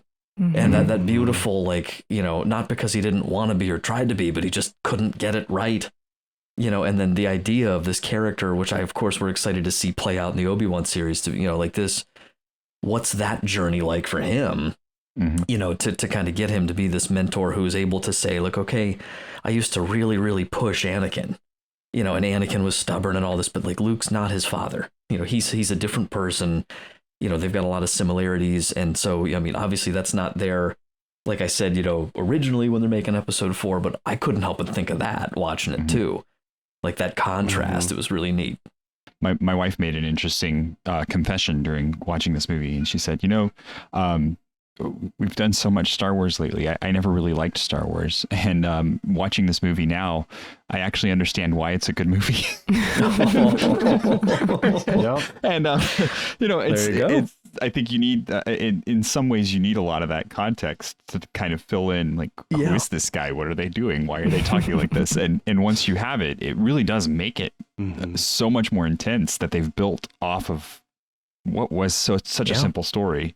To make such a complex universe that's very interesting and very broad and can bring just about everybody in. Yeah. Random note here. It's been quite a while since I've seen A New Hope and I'm assuming you guys may have picked up this long before I did, but when Obi-Wan sees R2-D2, he has his famous "hello there" quote. I never actually connected that's where it originated from. Hello there. I always thought his run into General Grievous was like the origin of that line. So you know, that must have been so fun for Ewan. Like, oh, here we go. Hello there. He was in the mirror practicing. Well, a lot of people wonder about that too. Like, why, you know, I don't seem to ever remember owning a droid. You know, it's like, well, originally probably didn't. But then it's like, is he just messing around with, like, I feel like you can just describe everything to just Obi-Wan's just messing around with Luke. Right. But also, like, R2-D2 was owned by Anakin. Right. Yeah, he's like, I didn't own him. Like, he's telling the truth, but just not saying everything. From a certain point of view. Right. Like when he says, your father wanted you to have this, you know. Yeah. When I stole it from him when I left him to die on a lava planet. Like, not that detailed. So the next part in the hero's journey is once he's met the mentor and refused the call initially, there is a part where he has to cross the threshold into heading off onto the adventure. And so I want to spend a little bit of time here first because this is the crucial point here is that Luke returns home and discovers that his aunt and uncle are killed by the Empire. And this follows a number of events. Luke goes with Obi-Wan to Mos Eisley and the Cantina and meets Han and Chewbacca. And they, you know, head out on the adventure, so to speak, as they head out on their journey. But there's a number of really cool things to point out. And the first one that I wanted to point out was that when Luke arrives home and sees his aunt and uncle dead, John Williams does this amazing thing with the Dies Irae, which is the ancient Christian hymn about the second coming of Christ and Judgment Day. And it's often played at funerals, and it's played often in the liturgy heading up to the end of the liturgical year. So it's a song relating about, it's a song of death, if you want to call it that. So it's really Gregory the Great, correct? He's credited with or credited with it. Yep. And just to kind of point out that the Dies Irae, there's a really cool YouTube video on this, but it shows up in all sorts of modern movies, in death scenes. Yes. For example, it's in The Lion King. It's in It's a Wonderful Life. Yeah. It's in Lord of the Rings. It's in Jurassic Park. It's in Groundhog Day. So Exorcist uses it too a little bit. Yep. Yep. So that was that's a cool fun thing to point out. And the other highly debated topic here is in the cantina scene. And I imagine you guys know where I'm going with this, but this is the scene with Han and Greedo. And so I'm going to throw this question out to you guys. Who really shot first? Does anyone dispute this? No. Oh, yeah. This is not, Han shot first, of course. I literally jumped out of my seat when I saw Solo and he just blasts Woody Harrelson out of nowhere. I was like, oh, I'm like, I'm so like, because it's a, you know, it's a scoundrel thing to do. It's not like, and I'm so sorry. Who was the young lady who asked, or who was giving her commentary there from the first time he was seeing it? Elena got it right. Hans 50% good and 50% bad. Mm-hmm. You know, and that's you know, it's what a pirate would do. Mm-hmm. You know, shoot first. And so I never really got the whole necessity to really. That whole scene is so great, though, with him sitting there, like, picking at the wall while he's reaching for his gun, you know, the complete distraction game. Yeah. Oh, man. Yeah.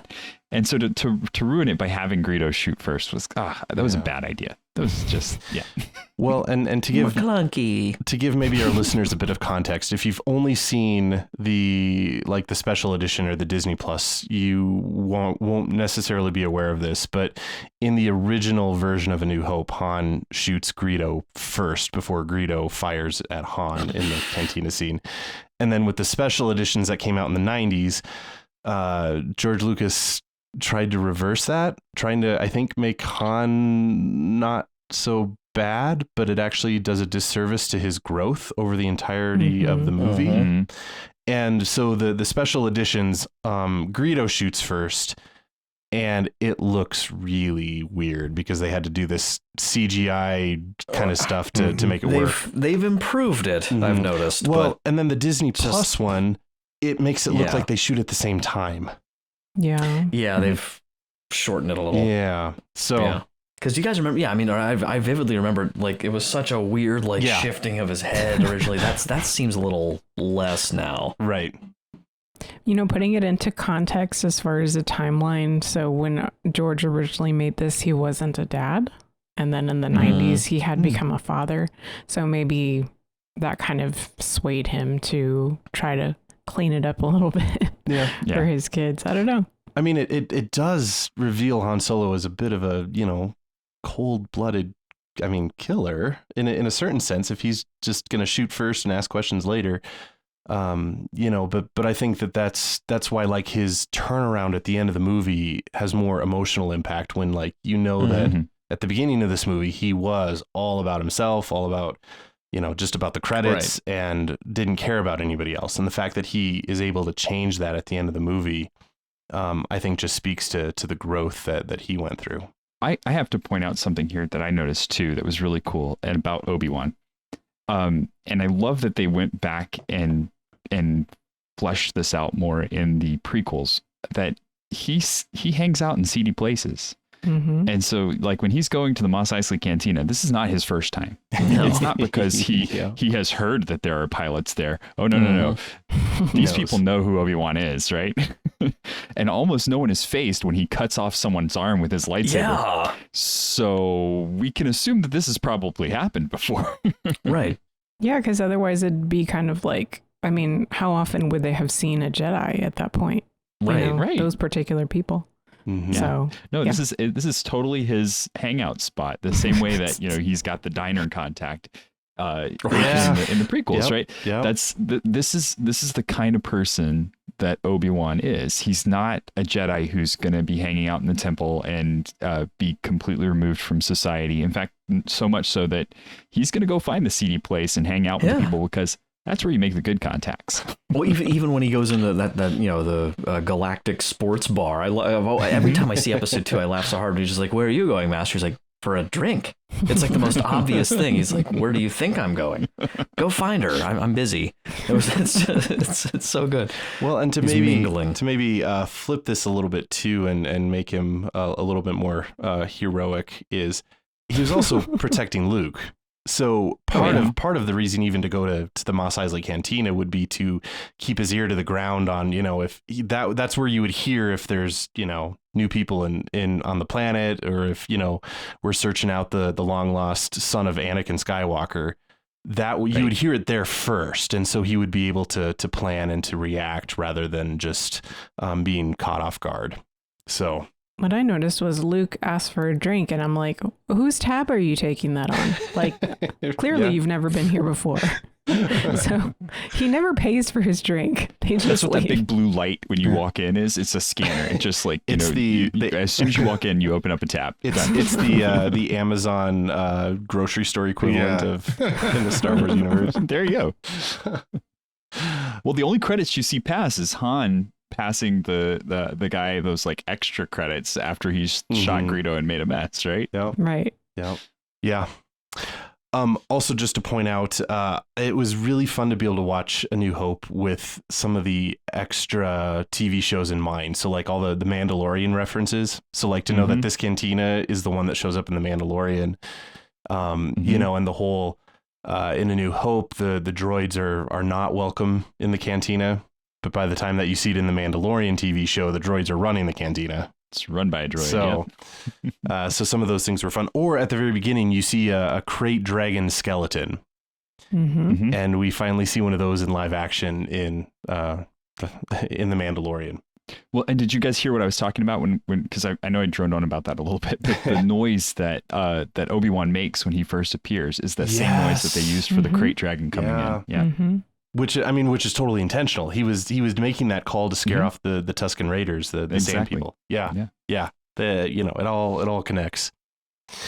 So the next part of the hero's journey is just there's more conflict. There's an ordeal, and there's tests, and there's allies and enemies, and this leads into the whole central conflict of Luke and Obi-Wan arriving at the place where Alderaan should be, and of course it's not there. Luke has been training before that in the Millennium Falcon with the training, the remote droid, and then that leads into the central conflict, which all happens on board the Death Star. So that's where Luke and Han go and rescue Princess Leia, and Obi-Wan goes to shut down the tractor beam once they're captured, and then of course the duel between Obi-Wan and Darth Vader. I found myself like emotional after Obi-Wan dies, trying to watch like I was watching for the first time. But of course, like you're saying, I had all this extra context, right? And I kind of I saw the look in Luke's eyes, this like anger, this feeling of like being alone, just having everything taken from him, and I connected that to his father, of course. But just the concept that I had never really made that connection, that emotional, psychological connection between the two of those characters before, that Luke also kind of had that feeling of like everything has been taken away from me. Like Obi-Wan was his connection to his father, and that he wanted to know so much about, and now that's gone too, and his family that he knows is gone. And so I found it interesting that ultimately, we see how angry he gets, but then he chooses to be the more, positive, optimistic type of person, rather than Anakin, and how he became very jealous and just very controlling and, different.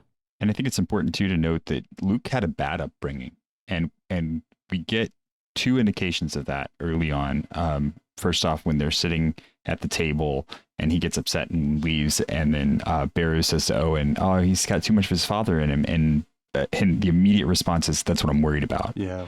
Right. And when you first watch the movie, you don't really know the whole context of that, but he's worried about this kid going dark and like killing everybody. And so he's been treating like that's the first thing that's on the only father figure that Luke's had's mind. And then the other thing we get is when he's talking about Luke better have those droids back by noon or there'll be hell to pay. And it's like, what does that mean? Like, what's going to happen? Are you going to make him pay for not having those droids back in time? Because that's really kind of the conclusion that you can come to. So his life with, as much as he's like, I'm going to go back there because that's what I know and that's what I'm comfortable with. I don't feel like going off on this crazy adventure. That's still not a great life to be going back to, for sure. I think we should also mention Princess Leia in this context too, because I think that she is one of the, she's one of my favorite characters, but I mean, she is not your typical damsel in distress in, the hero's journey here. I think Carrie Fisher was doing an interview and she said she is in distress, but just, not in a different manner than what, is kind of typically thought of. In fact, there is a documentary on Disney Plus called Empire of Dreams, a story of the Star Wars trilogy. If you watch that, there's some really great interviews with the cast and everything. And so that's what I was just watching that earlier this afternoon. But, I just wanted to point out that, Princess Leia's character is a very strong, independent woman, and it's really cool to see that play out in the Star Wars universe. And we see, and she's completely built of sass. the sass coming off of her in this show is so great. Like, aren't you a little short for a stormtrooper? That's the first thing you say to a stormtrooper walking into your cell. Like, what? You came in that thing? You're braver than I thought. Yeah. And he's just like, nice.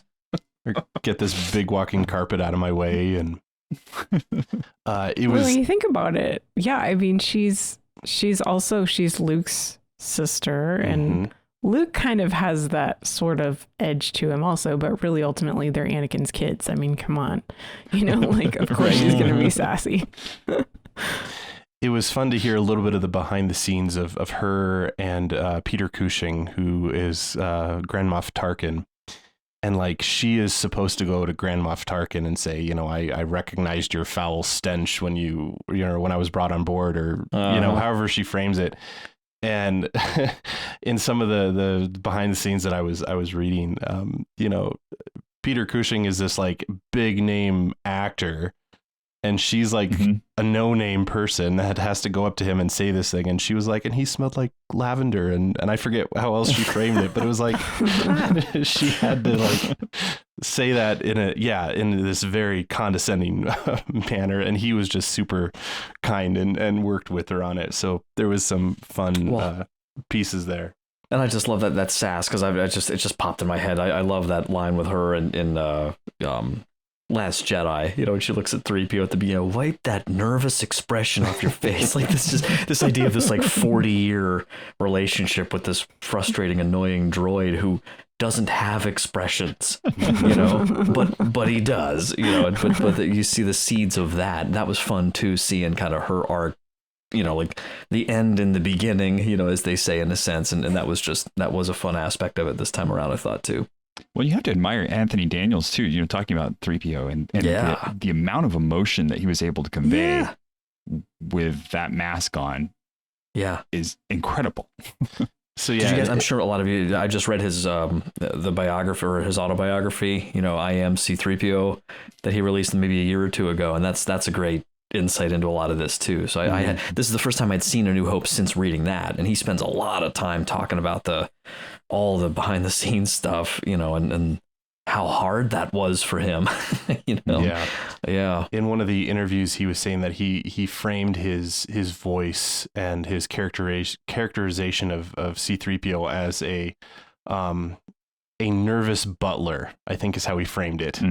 Because as a protocol droid, C-3PO is basically a butler, and then just add like nervousness on top of everything, and that's C-3PO's character. Didn't he even say that like the pitch of his arms was meant to sort of almost like he almost acted like he was carrying a tray, kind of, or something like that? I can see it. Yeah, absolutely. It's a brilliant accurate. move. Yeah. The other thing that I wanted to point out here too was just the emotional strength of Leia's character, because she witnesses the full evil of the Empire when Tarkin destroys Alderaan without, even though she tried to give up a location of the rebel base, to a degree, Tarkin just destroyed her planet anyway. And she was still, devastated by that loss, but able to still be the leader that she was called to. So, even she has her own bit of a hero's journey in this as well. This ultimately, though, does lead to the final climax of the entire movie, of course, which is the attack on the Death Star, and the they bring the Death Star plans back to the rebellion, and they are able to attack the Death Star and destroy it, facing kind of the final test. And Luke is able to do this by successfully using the Force with Obi-Wan's guidance and Han Solo's appropriate rescue as well. Yeah, I was trying to kind of put the pieces together with Han and his journey, because I mean, we definitely see how he gets roped into this whole situation unwillingly, but then at the same time, in the hangar, when he tells Luke, "May the Force be with you," it's kind of like, you know, that emoji where it's just like two eyes kind of looking to the side. I sort of, thought of that one because you kind of wonder, like, why is he saying that? Because he talked about hokey religions and stuff before. But, it almost, I think he's upset when Luke says, "Take care of yourself. That's what you're good at," and when he's saying goodbye to Luke, he says goodbye, and he also says, "May the Force be with you," and it's the way he delivered it, which was very good. I was almost wondering how many takes did they have to do on this, and when did they decide that was the one to go with. But he could have delivered that line in a way that was sarcastic, but he doesn't. He has kind of like a smile on his face, but it's not that like, haha, I'm laughing at you kind of smile. It's a smile of just kind of that Han, good old Han smile. So it makes you wonder what's going on in his mind at that point. I would like to know more. I think a lot of that has to do with his experience up until that point. He met Luke and Obi-Wan in the Mos Eisley Cantina, but their escape from the Death Star and the talk of hokey religions. But then it kind of proves to be true that, the only way that you could successfully do what they did and everything, implies that there's something else there. Although they did let them escape because they used the Millennium Falcon they tracked the Millennium Falcon back to Yavin 4.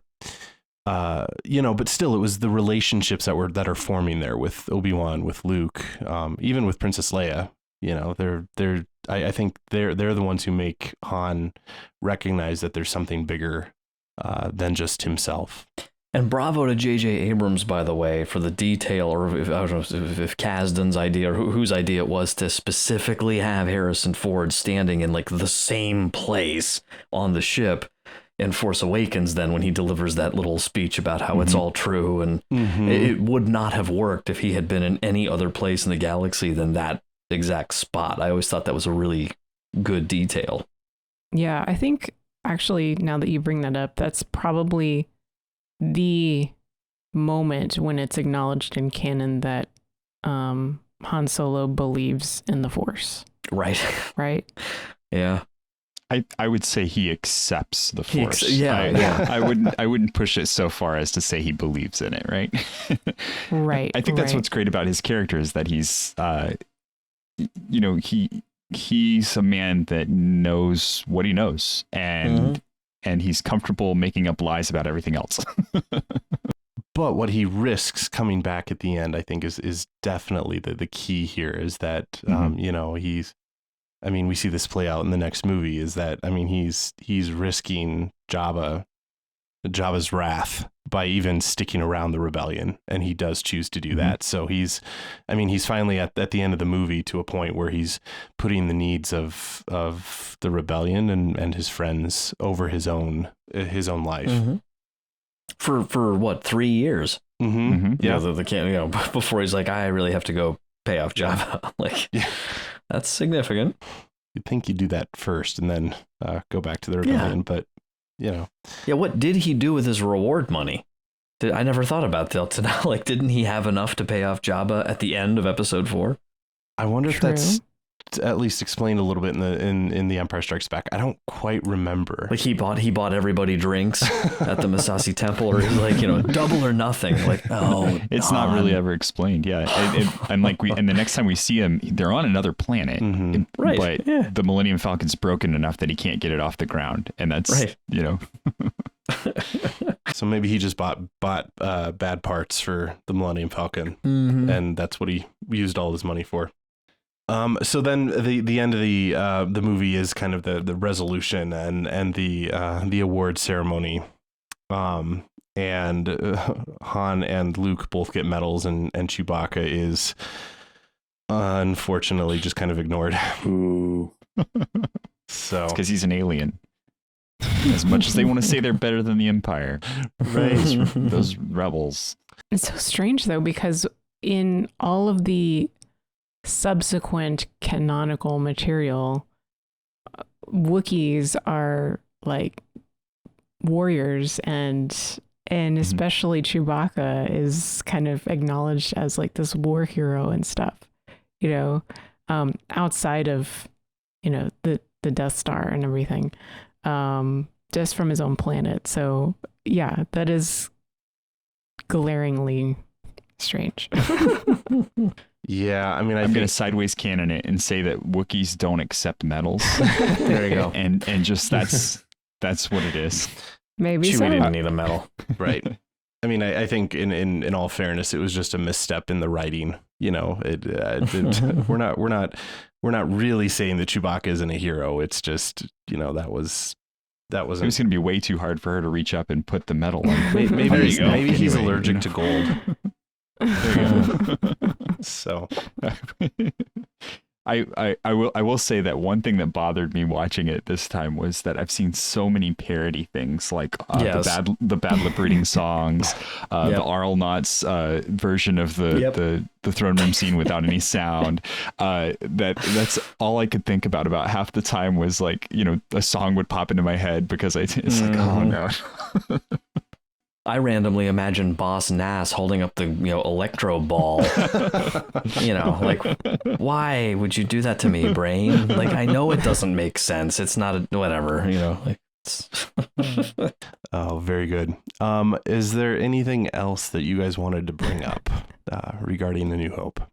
The only note I had was I was very distracted more than ever before, and I've been distracted before by this, but General Tag's haircut. It just bothers me, and God forgive me, details. But then the one thing that was just kind of cool, this is sort of a side note, but I just happened upon recently, like, so people should check it out, but there is some very interesting, and a lot of it, YouTube content that you can go and check out, because Peter Cushing and Christopher Lee were like lifelong best friends.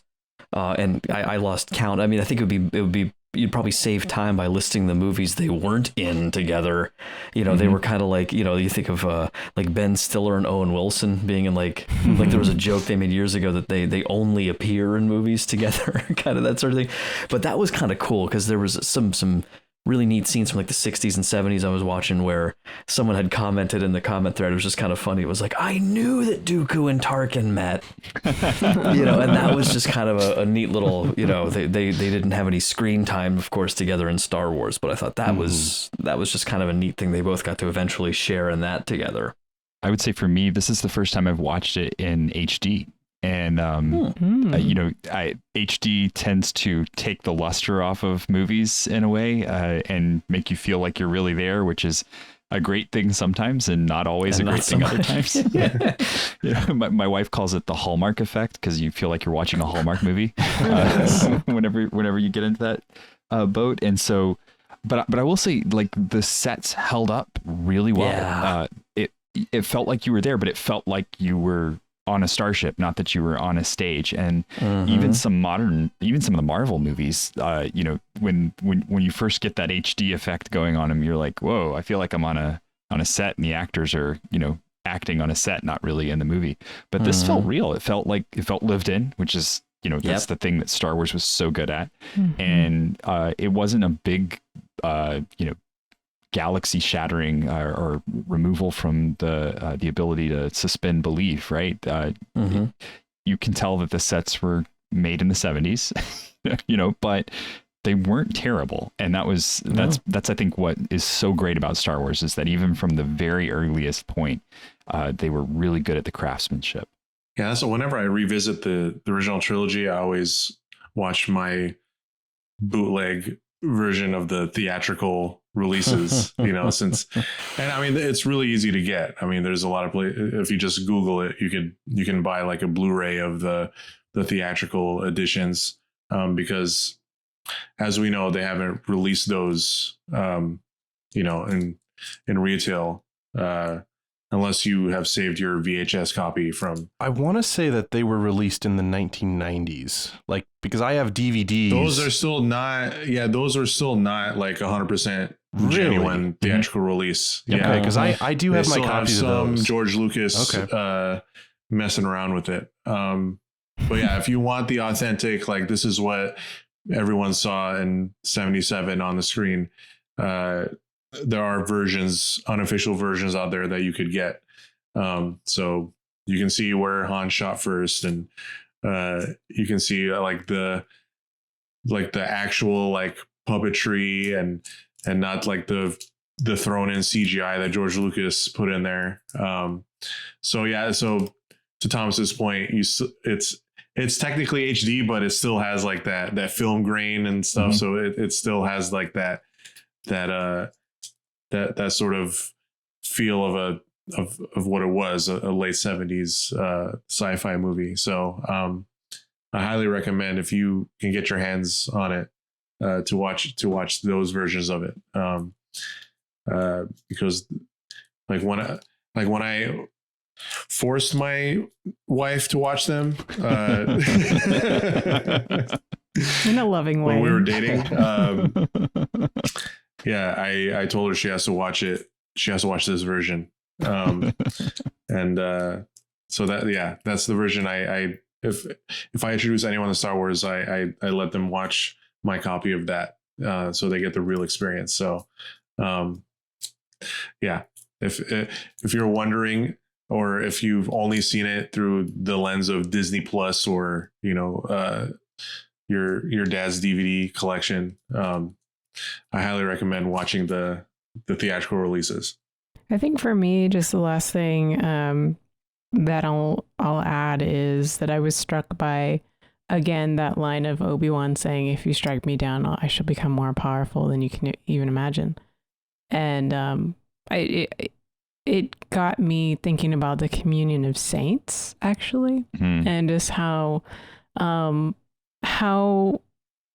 kind of upside down God turns everything, that God turned death upside down, and just the idea of how hope, the virtue of hope, that we believe in once we die, that I've been thinking about the saints a lot recently. I've been doing work on particularly Saint Elizabeth of the Trinity, and how when she was near her death, as many amazing saints did, told their friends, "Call on me after I die." And I just think of Obi-Wan basically doing the same thing, like knowing that he could be a mentor, he could be a guide after he died, and that he would be even more powerful in a way. And so, I was really thinking about that this time around. And I guess us recording this in November helped with that too, because that's been on our minds as a people of faith recently. So the only other thing that I would throw out there is just that we often like to talk about the music. And so, the music in here is absolutely phenomenal. And John Williams, of course, did a great job with it. And I mean, to the point where other movies, are almost kind of looking at Star Wars as kind of the model of what you can do with some of the music and the scores and stuff. So definitely the music is absolutely phenomenal, and one of the soundtracks that I will continue to go back to for years to come. So I think that will conclude our discussion, and thanks for hanging with us to the end, listeners out there. And we definitely do want to hear what you thought of A New Hope, whether it was your first time watching it or your 100th time watching it. We'd love to hear your take on it and your thoughts. And you can let us know in various ways. You can email us any feedback at starwars@sqpn.com. And you can comment on our Facebook page at facebook.com/StarQuestMedia. And you can follow us and tweet at us at SQPN on Twitter. And we would like to take a moment now to thank our patrons who make it possible for us to create The Secrets of Star Wars, including Scott E., Anthony M., David G., Rick A., and Christina T. Their generous donations at sqpn.com/give make it possible for us to continue The Secrets of Star Wars and all the shows here at StarQuest. And you can join them by visiting sqpn.com/give. Also, if you are interested in getting any of the Secrets of Star Wars swag, that includes coffee mug stickers, magnets, t-shirts, that encapsulates our philosophy of finding hope in a galaxy far, far away, you can do so by visiting our website at sqpn.com/merch. You can't see this, but Mike Creevy is actually sporting his t-shirt as we record. So be sure to check it out and get your own for yourself. And of course, make sure that you are subscribed to the show in Apple Podcasts, Google Podcasts, your favorite podcast player, so you don't miss a single episode. And you can also find us on the SQPN YouTube channel. Just make sure to hit that bell to receive notifications for new episodes. And you can find all of our previous episodes by going to sqpn.com/Star Wars. And we will be back next week as we will dive back into Star Wars Visions into the 7th episode titled The Elder. So until next time, Ronan, thanks for sharing and thanks for joining me and sharing the secrets of Star Wars. It was a pleasure to be here. Mudhorn, thanks for joining us this evening. Here's to 100 more. Old Ben, glad to have you with us as well. I don't really know what else to say other than thank you. And Bendu, thank you as well for joining us. It's been a pleasure. And once again, I am Father Fett. Thank you for listening to The Secrets of Star Wars on StarQuest.